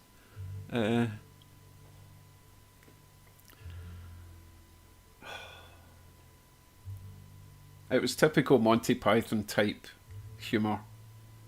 But it went along the lines of that the guy offered to inspect these strange lumps that these men had on their chests.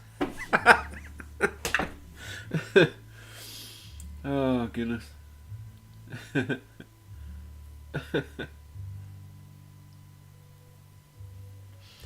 Right, DCC time. Let me see if we can back this steamer up without derailing everything.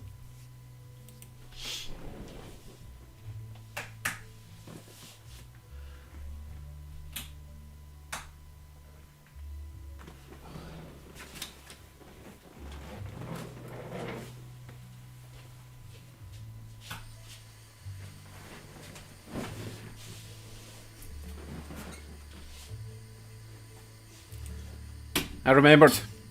The show was called Ripping Yarns. Okay, Ripping Yarns. Look that up, and you'll see what I'm talking about. Right. Okay, train time.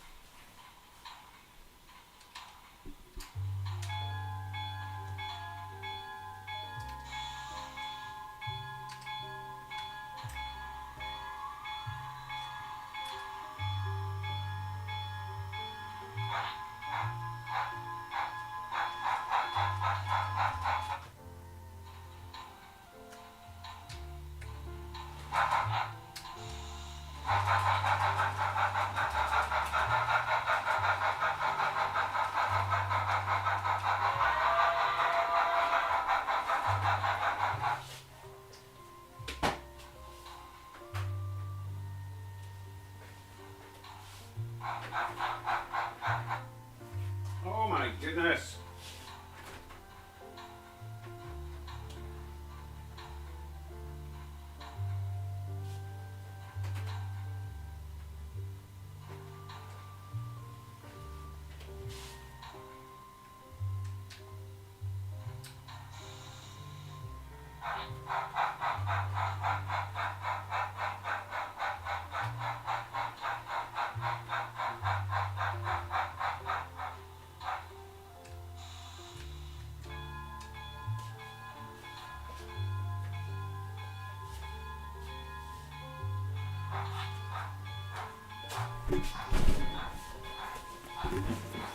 Well, this music has to stop.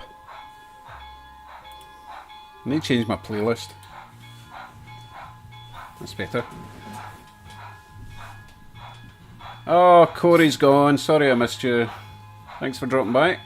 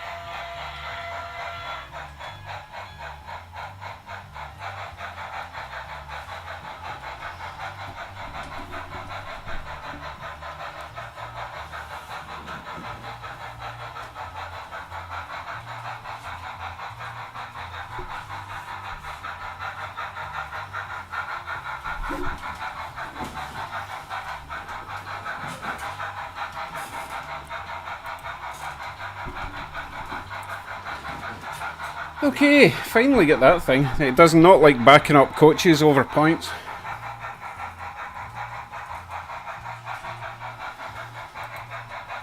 The Curse of the Claw, I think you're right. Yeah, I must have been really young when I was watching that, and it was just amazing. Really just amazing. Monty Python, geniuses. Life of Brian, the best, I think.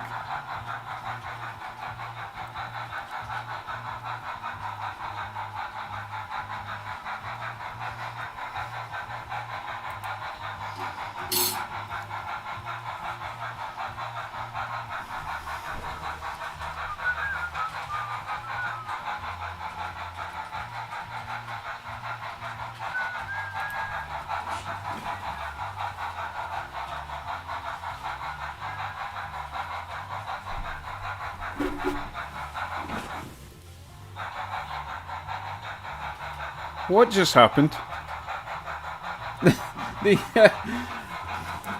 The steam train just stopped, dropped off its coaches, and then carried on without them. What's going on? How's that even possible? And hello, Pacific Coast Miniatures.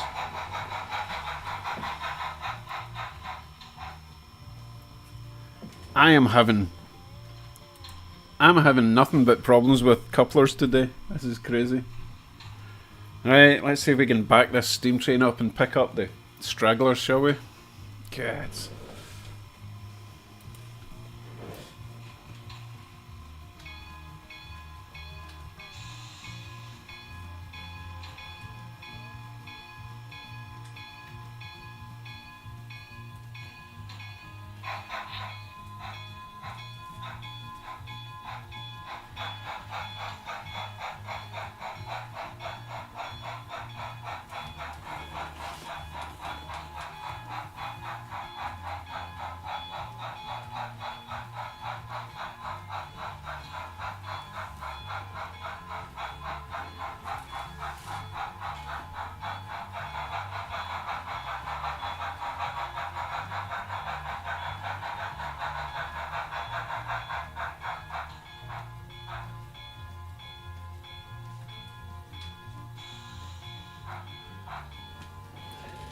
Yeah, it's not for picking that up. I need to go and manually do it.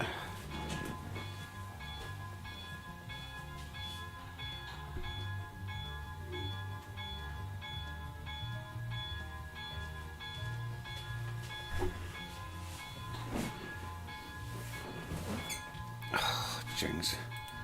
This is another reason that I don't use KD style couplers much. If they're not perfectly centered and that little spring comes loose, they just don't work. Horn hooks might look a bit crappy, but they work 99% of the time. And in the UK you've got the...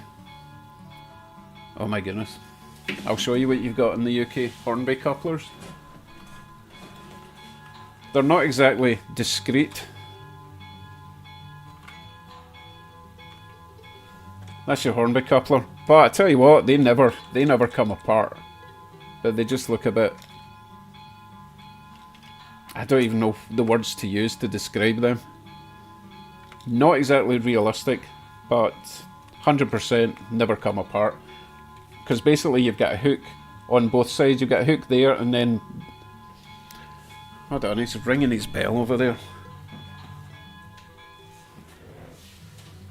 So yeah, whatever you're pulling also has the hook. So, you know, and it uses this whole bar to push. They're really reliable, they just don't look great. Whereas the KDs look great, they don't always work, unless your track is absolutely perfect. Which mine is not.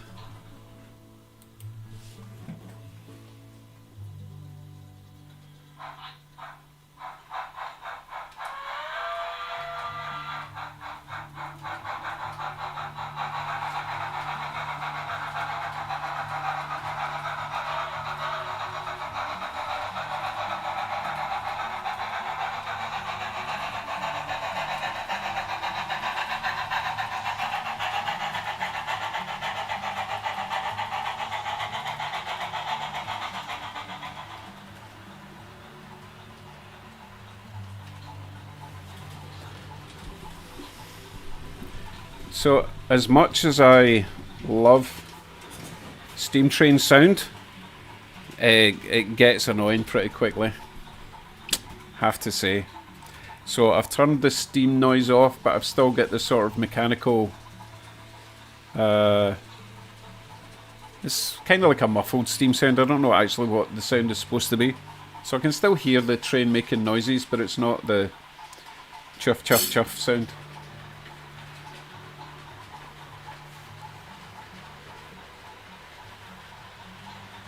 Yes, in fact, those Via Rail trains have got the Lima. They're like a miniature version of that. They're like maybe a third of the size of that. That'd be about right. And they've got a different type of hook, but they're a lot more discreet, and they work really well. But again, they're not very realistic looking, but a lot better than the Hornby style.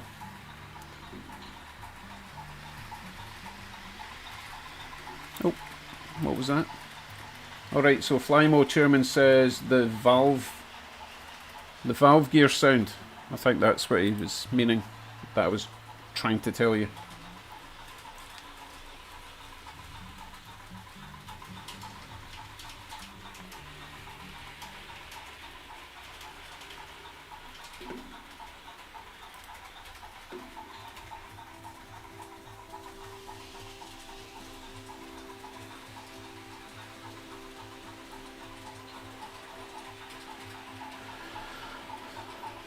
Right, Mr. Everything says, my little trick is to use a horn hook on the engine and put a coupler hook on one side of the car.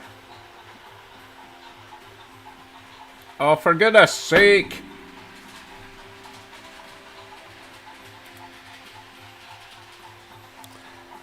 And that is the end of the Steam Train segment of the show.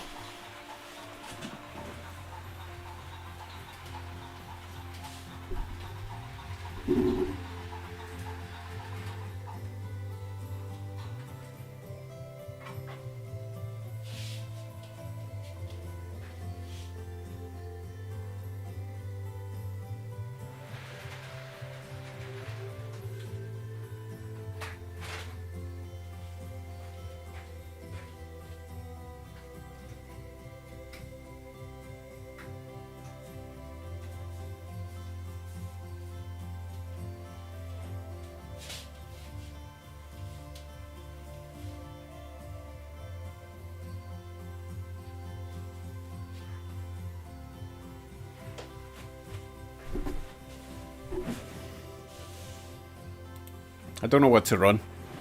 I'm a bit disheartened by my failures today. Let's throw in just a loco just now that I know works well. Oh, old reliable. Can't go wrong.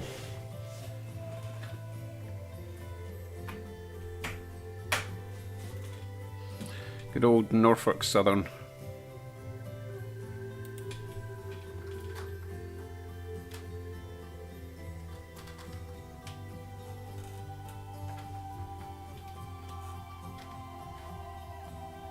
Instantly derails.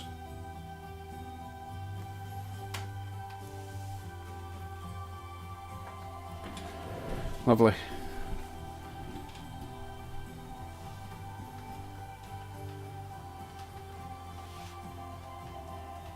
Interesting.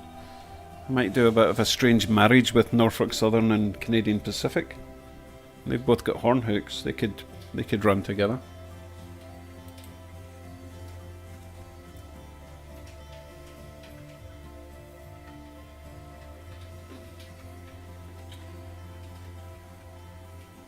Oh yeah, Michael. Yeah, you're totally right. It's just I don't have room at the moment to do anything bigger than an 18-inch radius.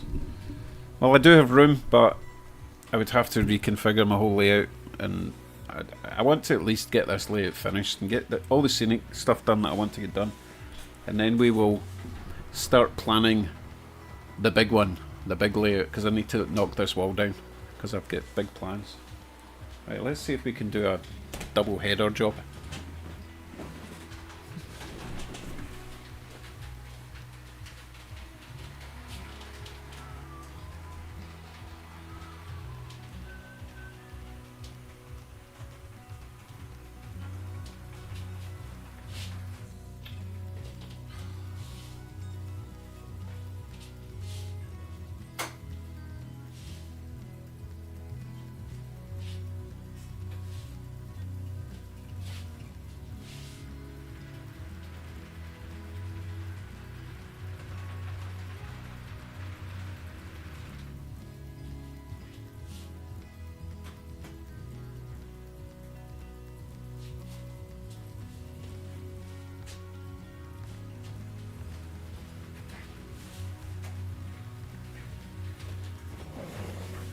Right, hopefully this isn't too disastrous. Actually looks quite nice together. Would never be seen in the real world together, but hey, whatever.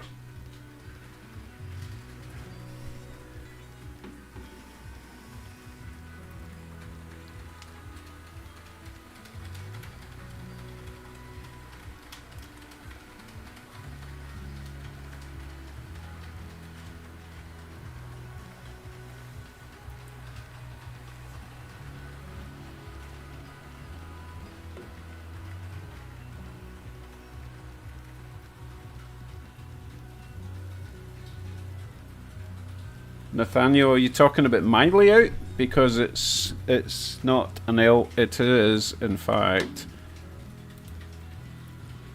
a giant pair of boobies, apparently. No, it's a sort of M shape without the middle bit of the M. So an N shape then. Basically a loop.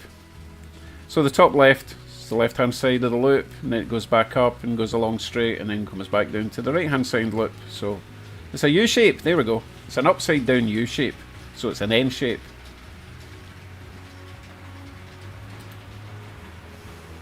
Andy Dobson, welcome to my 2000k party.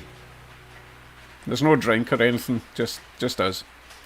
Where were we? Town. Oh, missed it. Oh well.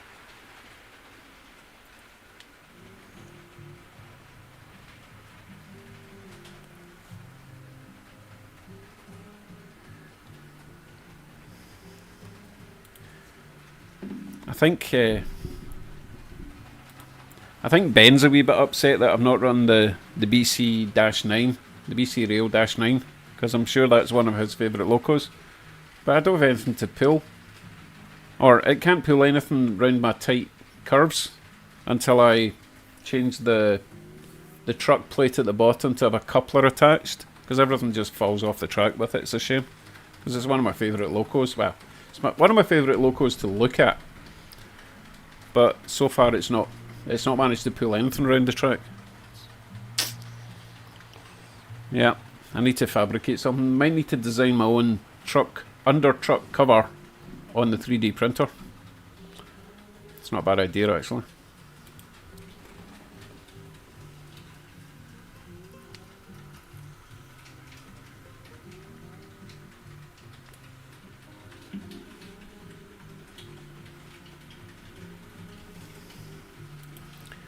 Thank you, Andy. I was actually really pleased with that video. I think it came out really clear. I think I got everything right. It took a long time, but I had to make sure I was doing it all in a way that made sense for anyone that wanted to do it, because I don't want anyone blowing up their locos or blowing up their DCC decoder. Although that was just a basic $25 decoder, it's still money, right? And the end result was great. The loco runs really nice.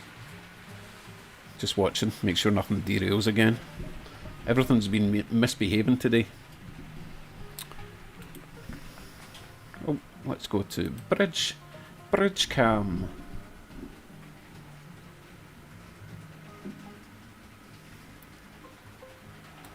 Nathaniel, are you answering a question from 2 hours ago? An hour and a half ago? Infinity War. Yes, you are correct.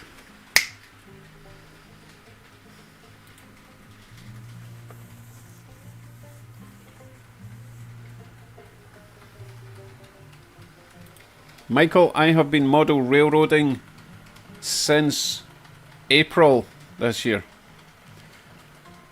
I had a very small layout in Scotland like 30 years ago, but I built it for the kids and they weren't interested, and it was out in the garage and it went rusty and I gave up.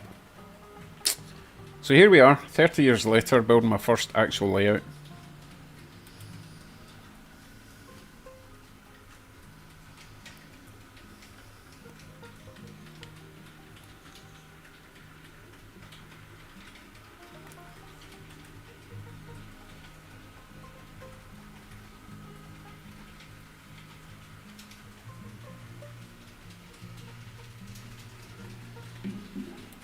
Good night, Mike, at Pudham Junction, and remember, when you get up, immediately have a coffee, or you won't get my jokes. Good night. Good night, Mike. I'm still here.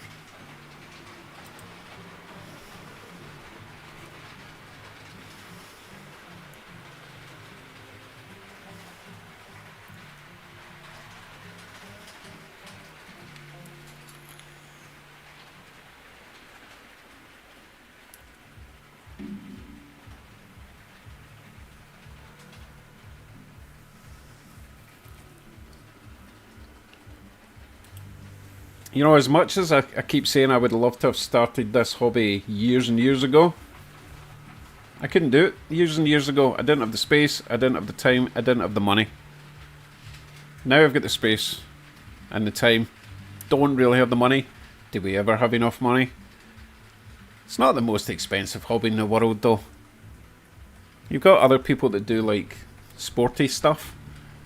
Like, obviously in Canada, a lot of the kids are doing ice hockey in winter, and well, it's just called hockey here, but they do like basketball and Canadian football over summer, or baseball, and all these things are really expensive. Not just for all the equipment, but the parents have to shuttle the kids about for like hours driving about, and then they have to keep all their kit clean and buy them new stuff. That's expensive, and it's not even your hobby, that's your kids' hobbies.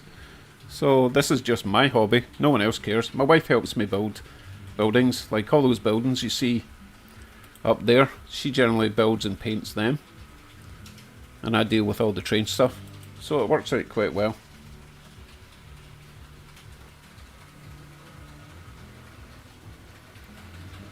So, Mr. Everything Collectible, are you talking about this by any chance?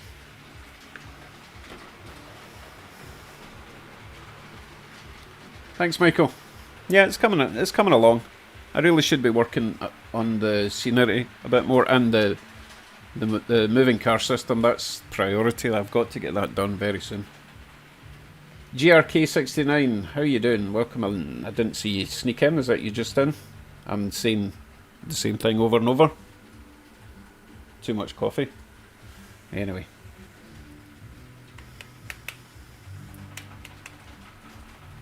Okay, so getting back to the Super Chief thing. I can't put this in the track just now because it's going to be in Friday's video.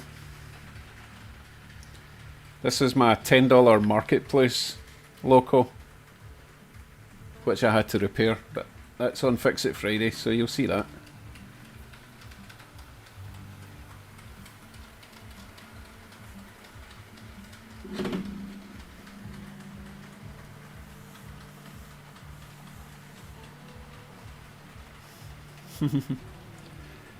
Thing is, I'm going over to visit my dear old mum in Scotland in a couple of weeks, and I guarantee for the whole week I'll just be driving her about, going to B&Q, going to the supermarket. She'll be taking full advantage of my presence, but that's okay, it's only a week. My sister and my niece has to take care of her the other 51 weeks in the year.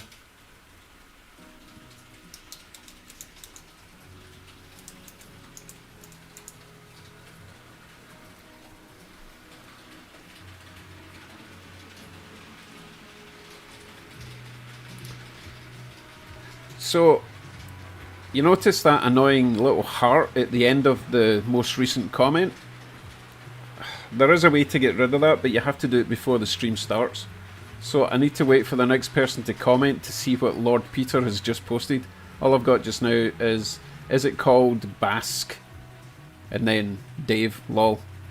So if someone just posts something, then I'll be able to read his comment.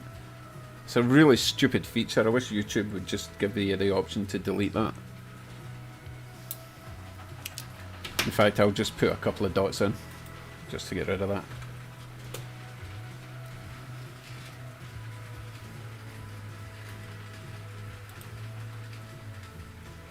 Is it just called Basket, Dave? That still makes no sense. Thanks, Aaron, for trying to get rid of that little heart thing. So annoying. Does everyone else have that little heart, or is it just me that sees it blocking the text? So that, what even happens if you click on it? Now it's asking me to create a Google account. What? Oh god, no. Oh great, I've just lost the chat. Oh my god. Piece of crap. What was it called? YouTube Live, no. Chat. Right, so... why is it asking me to... yeah, that doesn't work in OBS. So I'm stuck with a stupid little heart.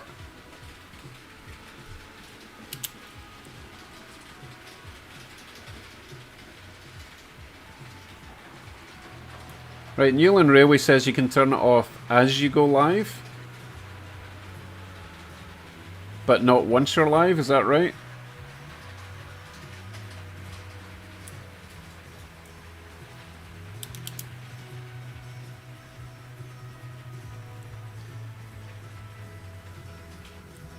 Right, Newland Railway says turn off reactions.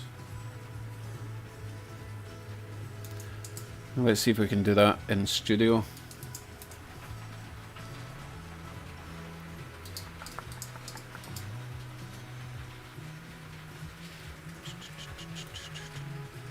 Yeah, OBS has updated their platform and everything's in weird places now.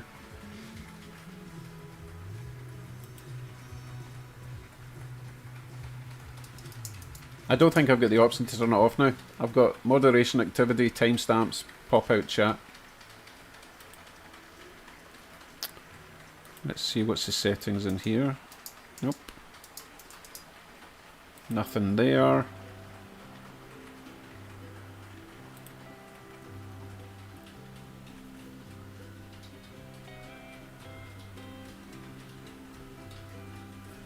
No, I don't seem to... Well, wait. Stream settings.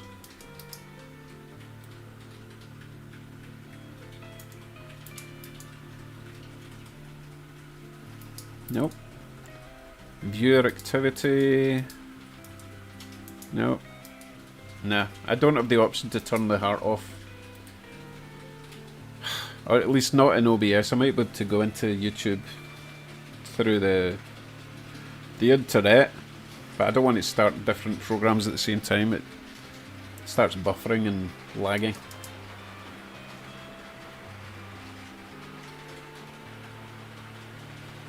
Right, Flymo says you can turn it off if you're live. Okay, Peter, I finally got what you were talking about with the basketball. Jeez. It would just be called ball then. If you're taking away the first word, you would take away the basket. Because you're taking away ice, you take away the basket, right? Jay, how you doing? Just got home from a long day of work. 18,000 steps plus walked. And over 8 miles, so have to go walking to deliver dinner to an elderly neighbour. I'm tired just reading that.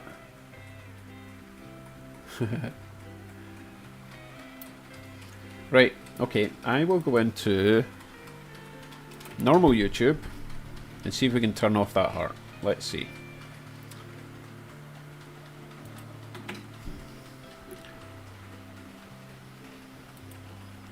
Hey, I got another 2 subs while we were live. Awesome, thank you if you're one of those people.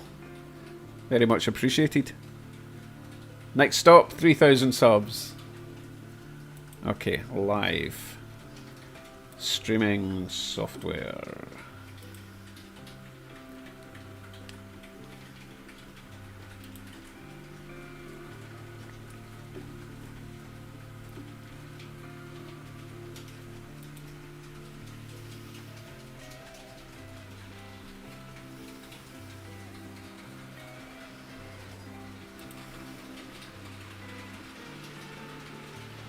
I am not seeing the option to turn off that stupid heart thing.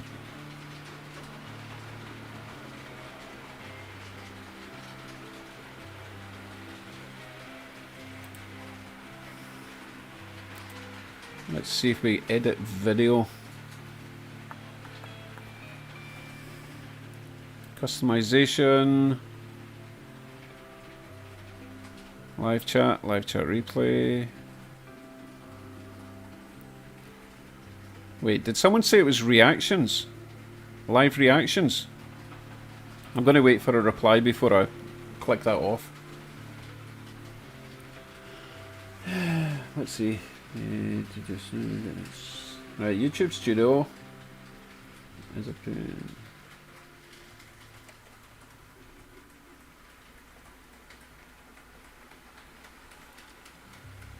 oh, what did he say it was called? I'm sure he said it was called Live Reactions, yeah? Yes, he did. Right, let me try switching that off. Sorry, there's like a 20-second delay between what I ask, what you type, and what I see. Right, Live Reactions are now off. So I don't know if I would need to do a... It's gone! Yes! Thank you, Flymo. And Newlin, whoever it was. Both of you, I think. Okay, so for the record, if anyone's running a live stream, you have to go into Studio, into your settings, and it's called Live Reactions, and switch that effort off. So annoying. Anyway, thanks for the stream. Bye, everyone. Back scratcher. Oh. It's the best. It's the best. I even sharpened this one. Really, really gets in there, you know. Ugh. Lovely. Oh, I think there's blood on that now. Oh well.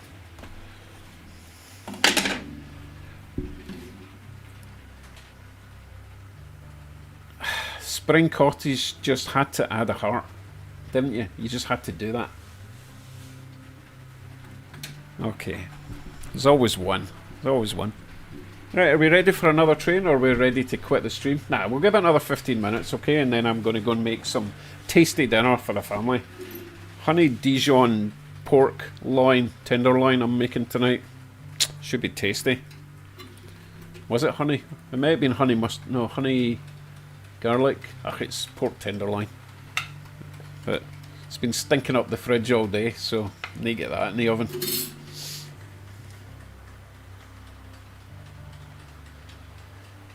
Yes, that was... It was worth doing the stream just to establish how to get rid of that pesky heart, right? Yeah, I think I'll change train for the next 10 minutes or so. So let's go with...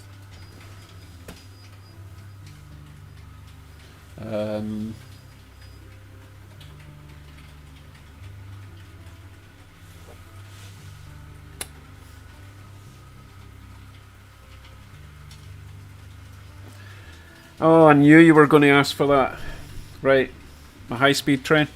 So, that was going to be the first train I ran today. Unfortunately, it kind of caught fire.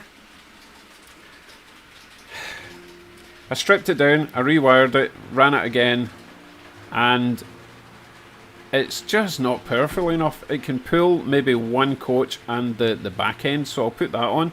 And then I've got the Virgin Rail version of the HST, and that did actually, it was on fire. I had to switch that off really quickly. It was funny because I had the motor out of the loco, so I wasn't going to set fire to anything other than the motor itself, but belching smoke, I could see the flames coming out of the little pancake. It was hilarious. But yeah, I will get this train off. I'll dig out the HST and we'll get that on the track. Okay, let's go with the yard. The yard shot.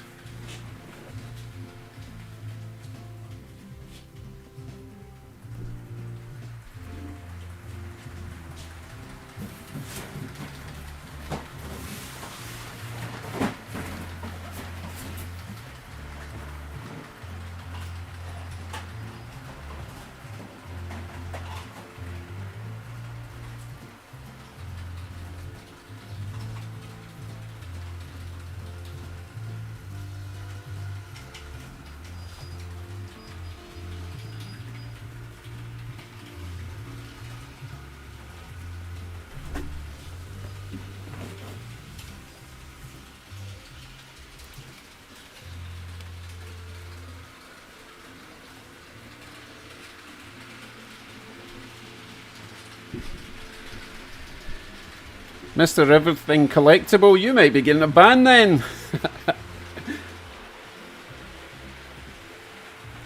Oh, so Choberton Junction is called Tony. Anyway, bye Tony, thanks for joining us.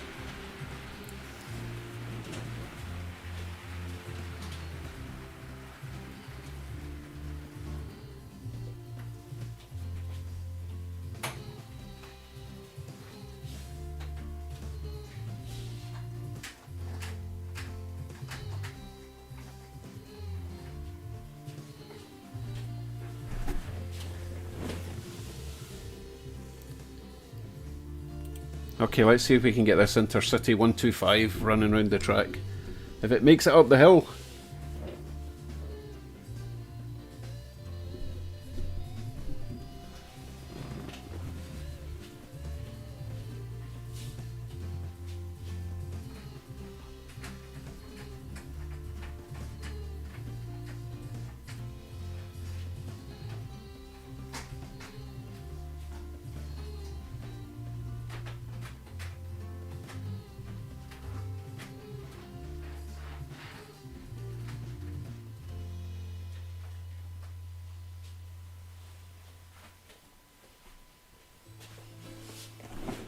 Okay, here we go. I'm only putting one coach on it because it can't even make it up the hill with two coaches. Oh, look at that. Wheels are spinning already.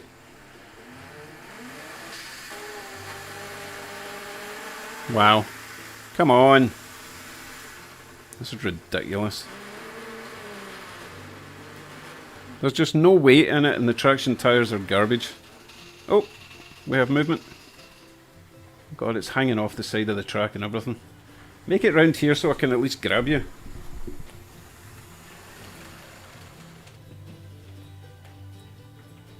Right, go! There he goes.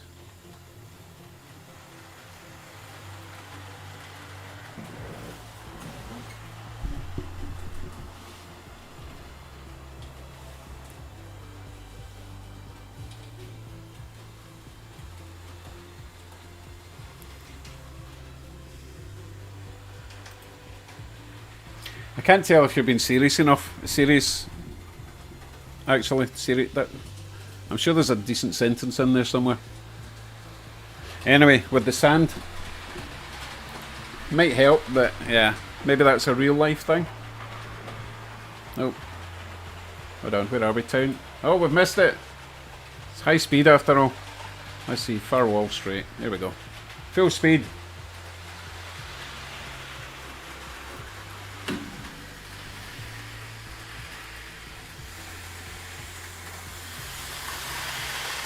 Whoa, now he's gone fast. There's no way he's making it all the way around.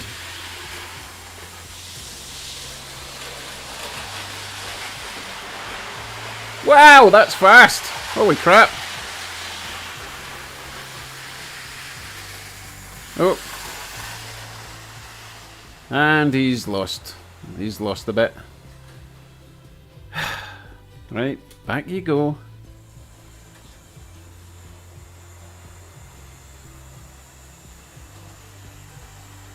Yes, there is a little dude driving this. Pretty cool, actually. But he's 00 scale, so he's a wee bit big for everyone else on the layout, because they're all HO. So he's a bit of a giant in the community.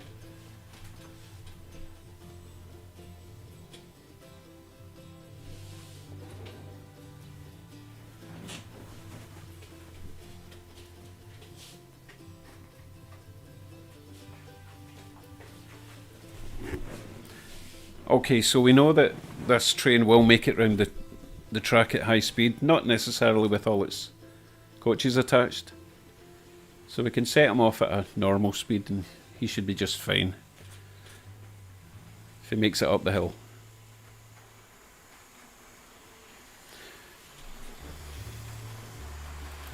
So I think what I'll do is...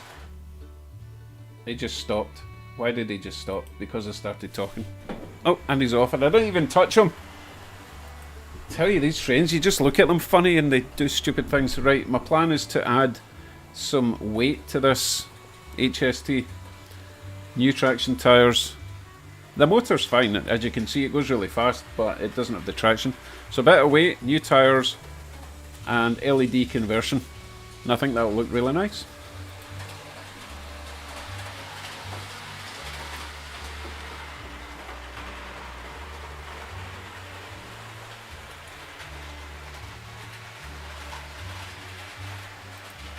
Hello, Ivo. Don't recognise your name.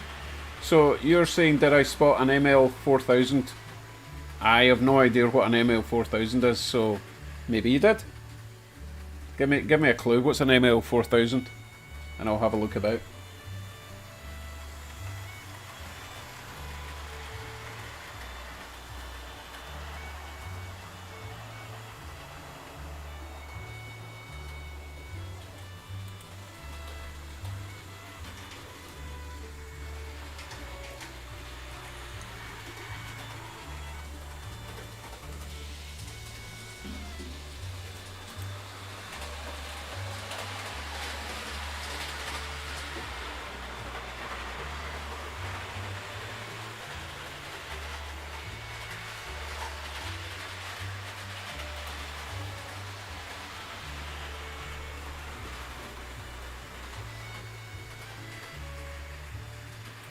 The loco in the siding by the bridge.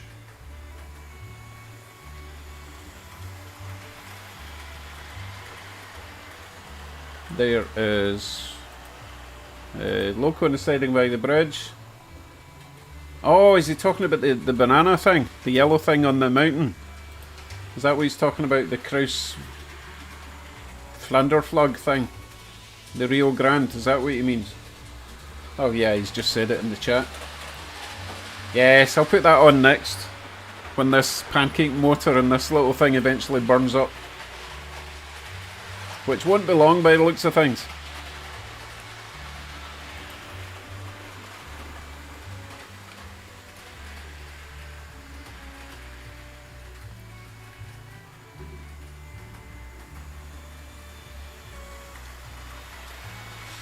So, remember folks, I keep pressing the wrong camera.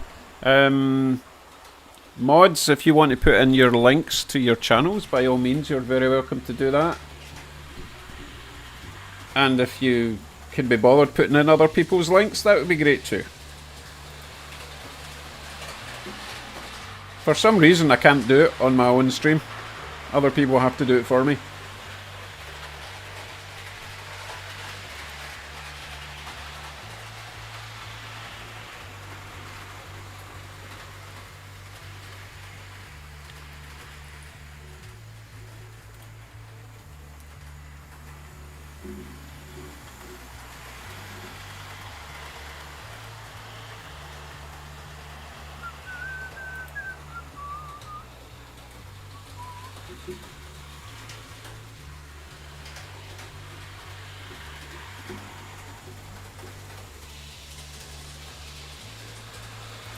Oh, I keep missing the bridge shot. For goodness sake, this train's too fast.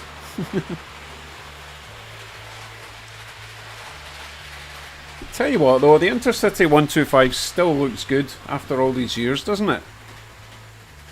Great looking locomotive, I think.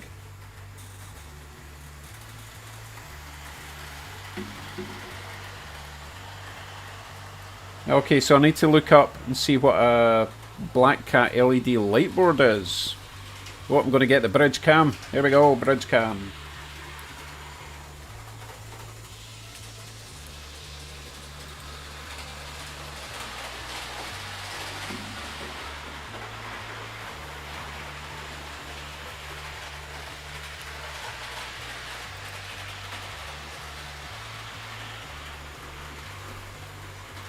Cool, thanks for adding those links, Ben. Right. Okay, another lap and then we'll put on the yellow thing. The Kraus, the Rio Grande, there, we'll call it that. There we go.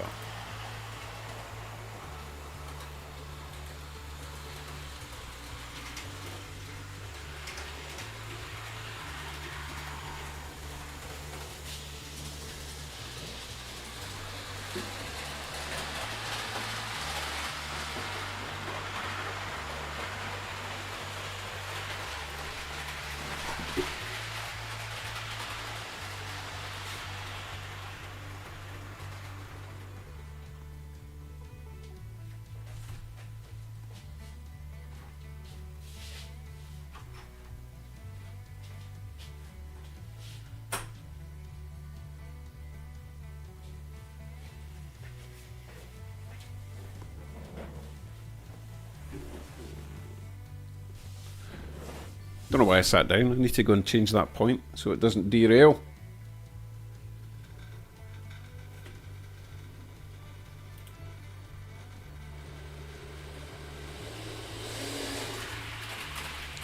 Ooh, had a bit of a traction issue there.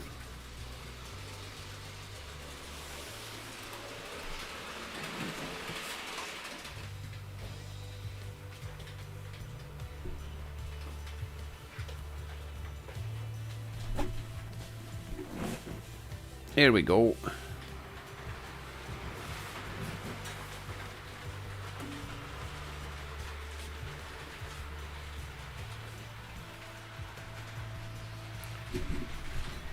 Looks like Ivo Van Zon knows his Rio Grande locos.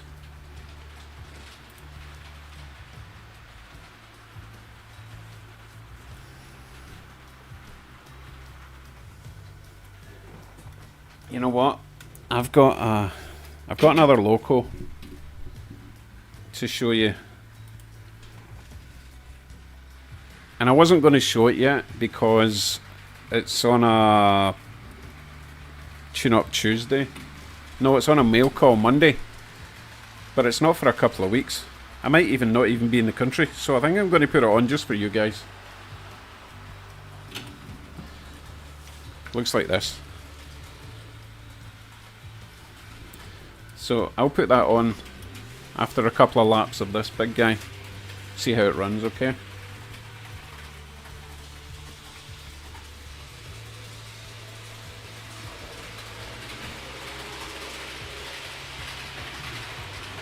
Michael, I desperately want a PA1 Rio Grande. So basically a bigger version of that. But I got this I got this from eBay. I had to give it a bit of a tune up, but I've still to give it windows and LEDs. But it runs pretty good, and it's an Athearn. So we'll see how that runs compared to the Kraus. That thing. So basically, was that engine built in Germany and sent over to North America, the USA? It just seems a bit odd that the Germans would think they could sell their trains to America. Very confusing.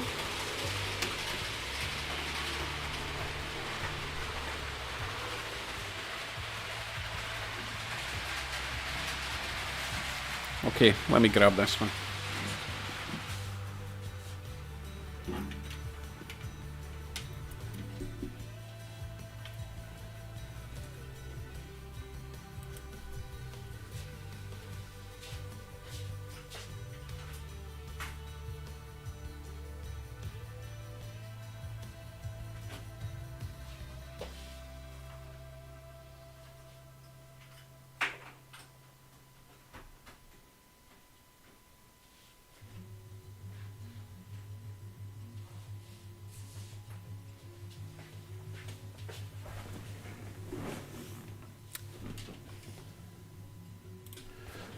Okay, let's see how this runs compared to the big Rio Grande, shall we?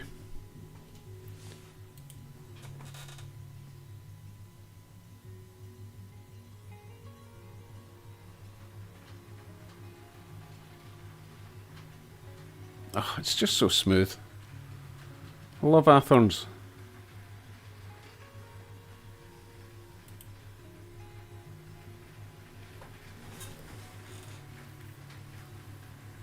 I think it's a better colour for the coaches as well.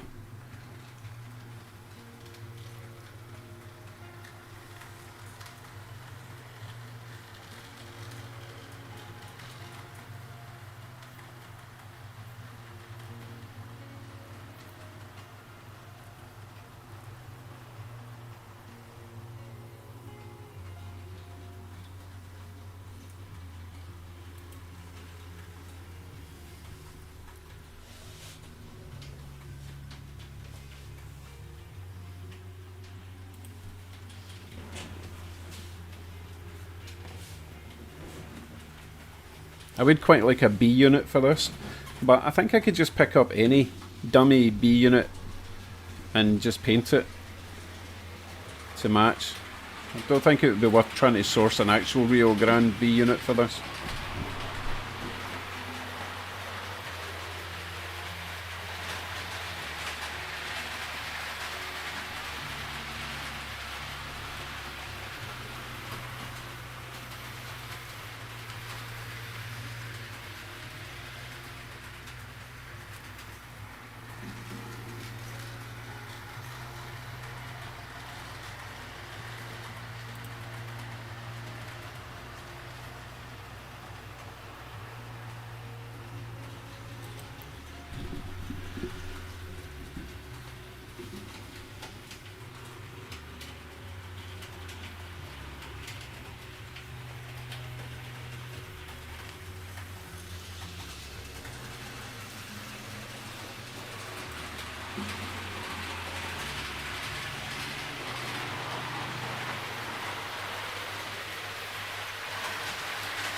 It goes down the hill a lot faster than it goes up the hill.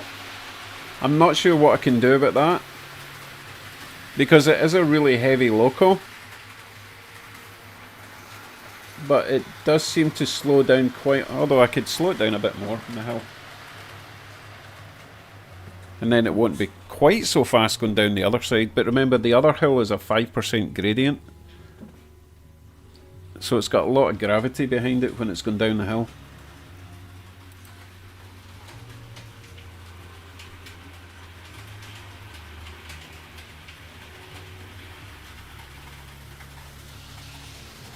I've not looked into getting the transfers for these things yet. It just seems like a lot of money just for some lettering, you know? Right, you see how fast that was coming down the hill? And how loud it is? And then you'll see how slow it gets going up. And this is a 2% going up the way. I don't know what I can do to just calm it down at the other side.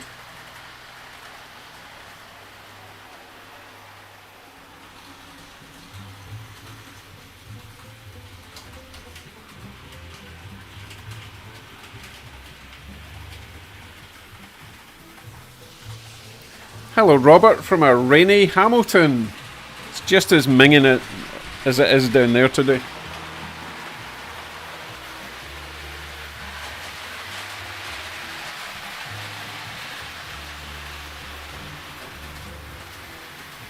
So Armando already saw this little Rio Grande, but he didn't see it going all the way around the track. Really happy with it. I would just like it to go a wee bit slower going down the hill, but I mean, I could manually control it going down the hill, but that's a lot of work. Yeah, really pleased with that.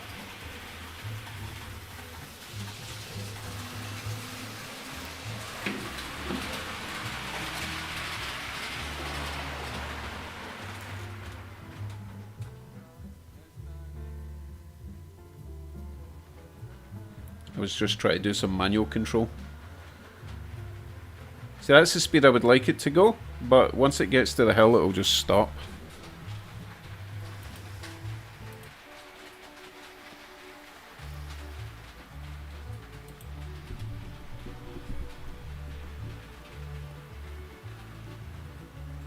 Oh my god.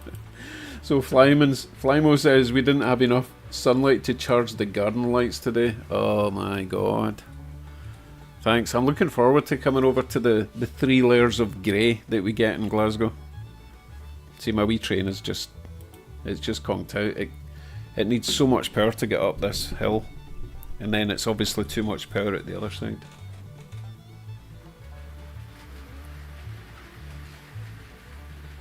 Right, we'll see what the minimum power it needs to get up here.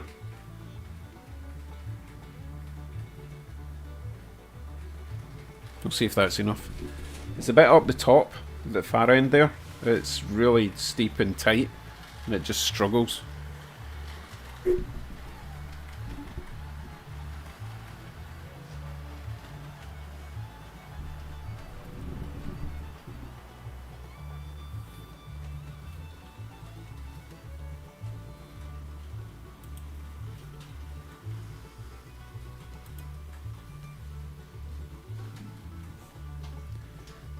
I'm going to have to add some LEDs to that. It really needs some. It needs some sort of light. I think the next time I order some LEDs from AliExpress, I'm going to go for the warm white rather than the cold white stuff. Makes it a bit more realistic. And they need some windows as well.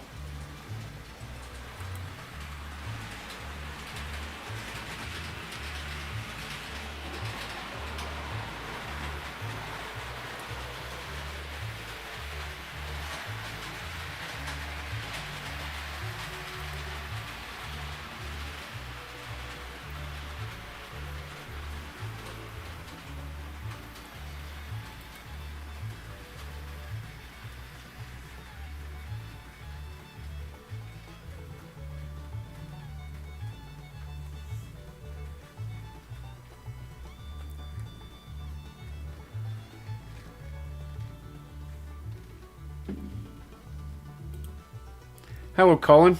No, you've not missed anything, don't worry about it. We had the HST on for a wee while. It was really fast, although it couldn't pull anything up a hill. And it didn't catch fire this time. Apart from that, it was great. The Virgin version of the HST did catch fire though, and that is currently in a bucket of water. I'm joking, it's not in a bucket of water, that would be dangerous. So I need some work.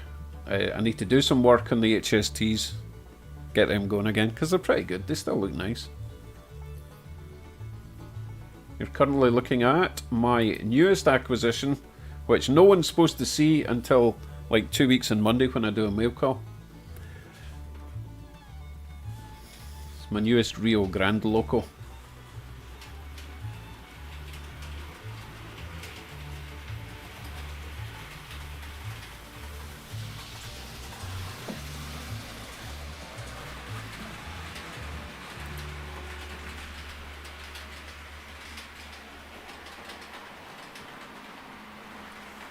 Thanks for dropping by, Robert. I appreciate you subscribing and contributing to the channel. Bye for now. Hey, Robert, I'm still here.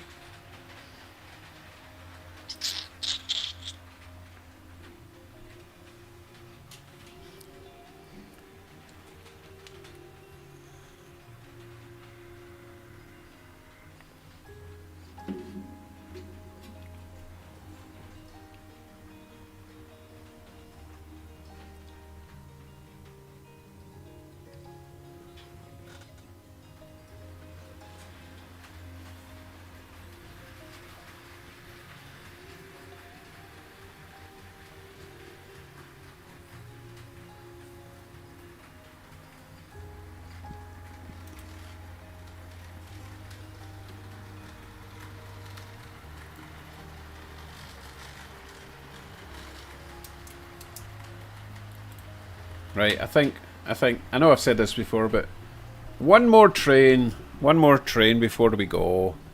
What will it be? What will it be? I usually end with the old, oh, my shoulder's definitely getting better, thanks. Thank goodness for that. I usually finish with this, but I think I'll try something different. I think I'll try this tonight, which is completely different. Or maybe this, which again is also completely different. I think I'm going to put the New York Central on. He never gets a shot at in the limelight, so we'll go for that, right?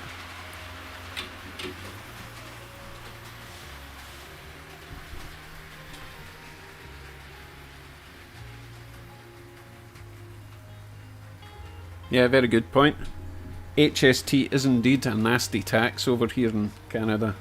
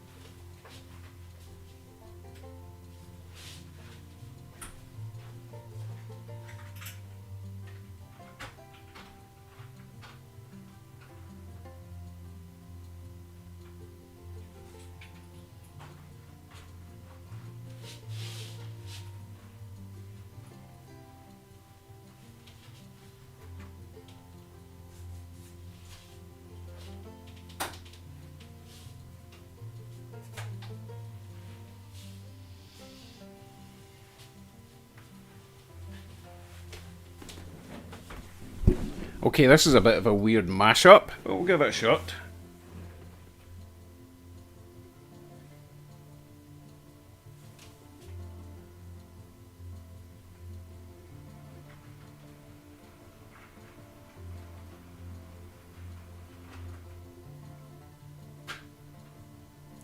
Oh dear. Oh dear.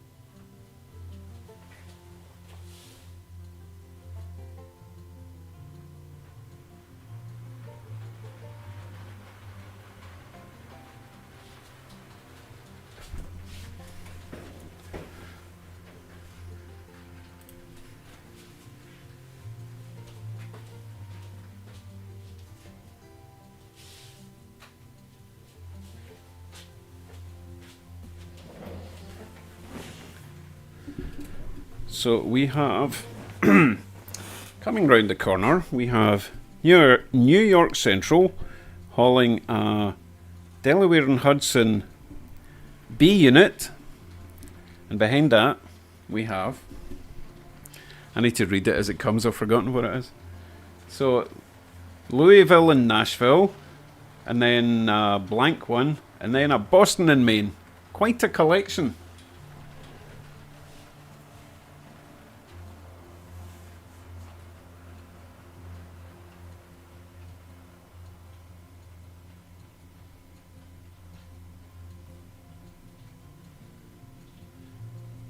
I could mess it up even more and put in the... Oh yeah, I could do that. I've got a Baltimore and Ohio powered B unit. I could put that behind the New York Central. Oh no, then people will just... People's brains would melt if I did that, right?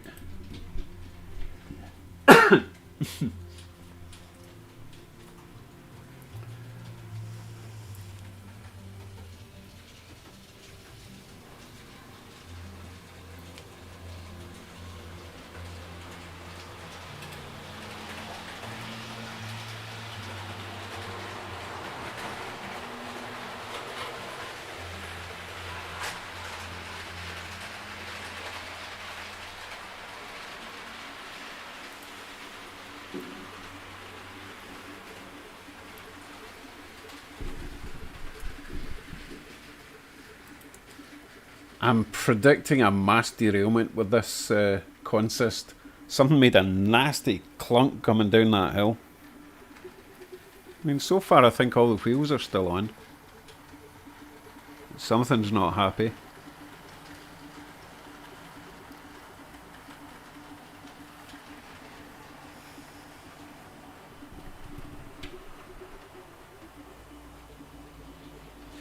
Wait, what's this? What's this? Armand, have you got a channel now? I didn't even see that. Armando's got lots of videos, but I've never seen them on a channel, so I'll be looking at that at the end of the stream, which will be in let's go 11 minutes. So I'm ending the stream at 4:30, which is 9:30 UK time. So, last chance to get your little links in. Let everyone else go and visit your channels. Oh, I'm not staying on the top of this camera work tonight at all.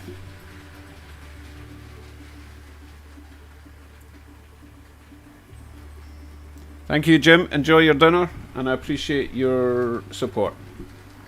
Bye. Flymo, yeah, it's a nice looking loco, this one. And again, these things go really cheap at the trade shows. I think this one was $20. I know everything, I say everything was $20, but it's either 20 or 30. I don't generally pay more than $30 for a loco. And considering what you get for $20 or $30 for a PA1, it's a lot of loco for the money.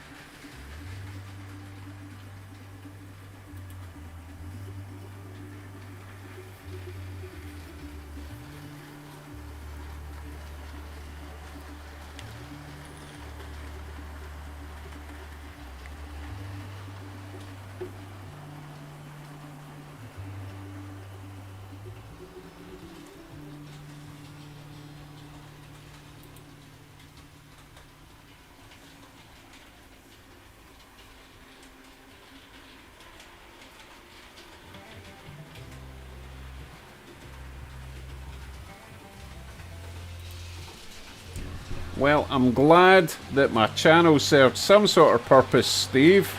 Look forward to seeing what you get up to on your new channel. Or, well, your old channel that you're now starting to make videos for.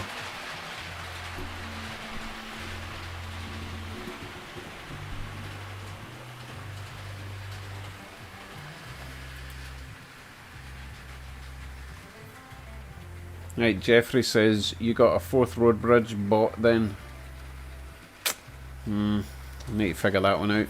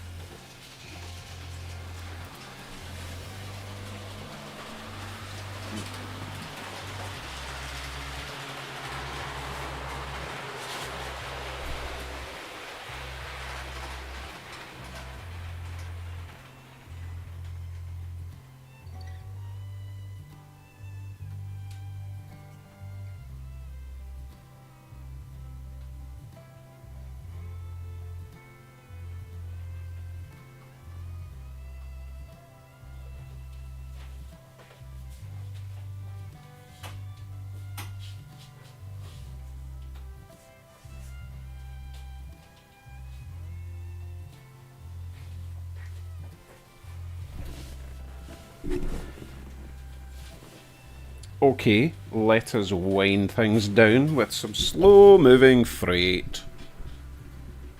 With our Norfolk Southern and Canadian Pacific. At least these two behave going down the big hill.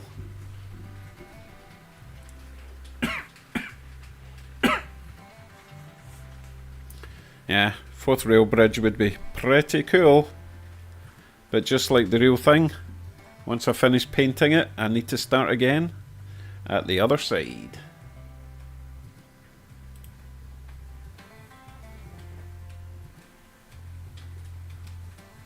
Hi, Bar. Ah, good one. Oh my goodness.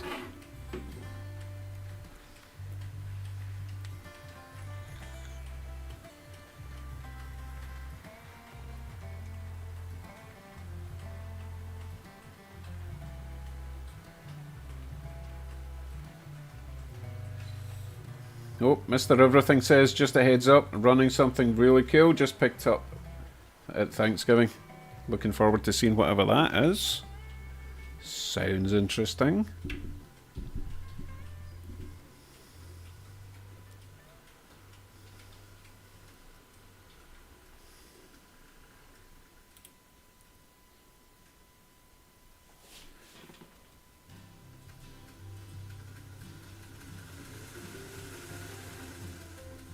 I think one of those couplers is snagged. There's no way that should have stopped there.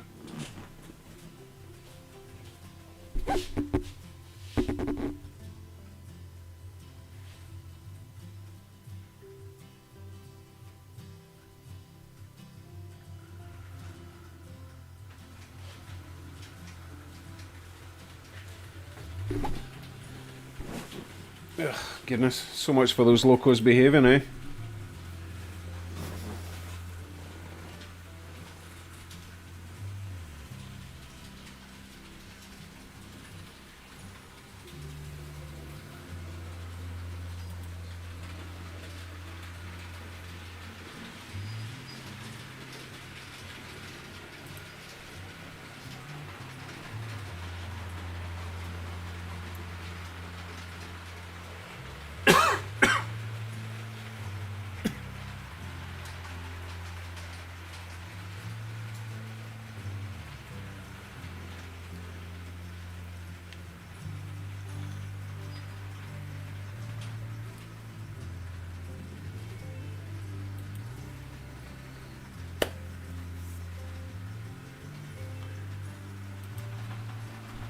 Okay, folks, I think that is just about long enough. Couple of minutes, and we'll be done. Thank you all for dropping by. Dropping in. And obviously, thank you very much for your subscription. Just a quick check, see if we get any more since we've been live.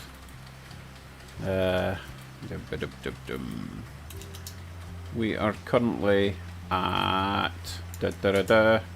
2013, so we got 3 more subs since we were live. Thank you very much. If you're one of those new subbers, here's to 3,000 subs, or 10,000, or whatever. 2,000's plenty, right? Oh, Rudy Holmans, I didn't even see you comment. I'm going to scroll up to see if that's your first comment. Oh, it's... Okay, so, folks, Rudy, you'll see Rudy tomorrow on tomorrow's video. I went, did a bit of rail fanning up in Burlington. Bumped into Rudy. Rudy came... When Rudy arrived, he brought all the trains, so you'll see that tomorrow. Nice to meet you, Rudy. And you've missed 2.5 hours of nonsense. Actually, 3.5 hours of nonsense. Don't worry, you can watch the replay.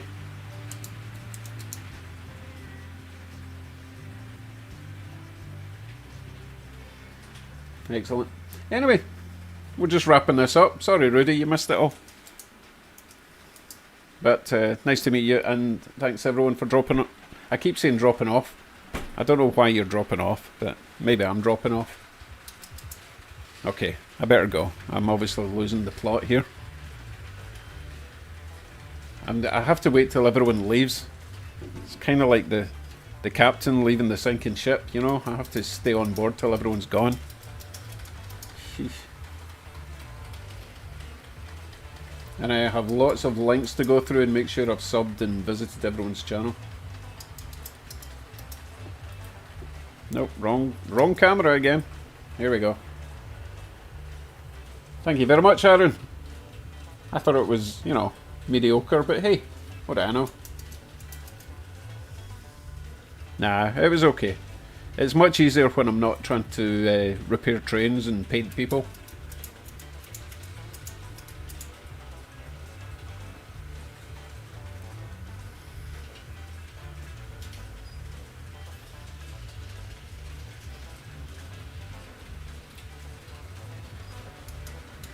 Bye, Colin.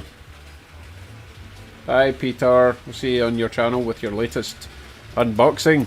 Looking forward to that. Thanks, Flymo. Nice to see you again.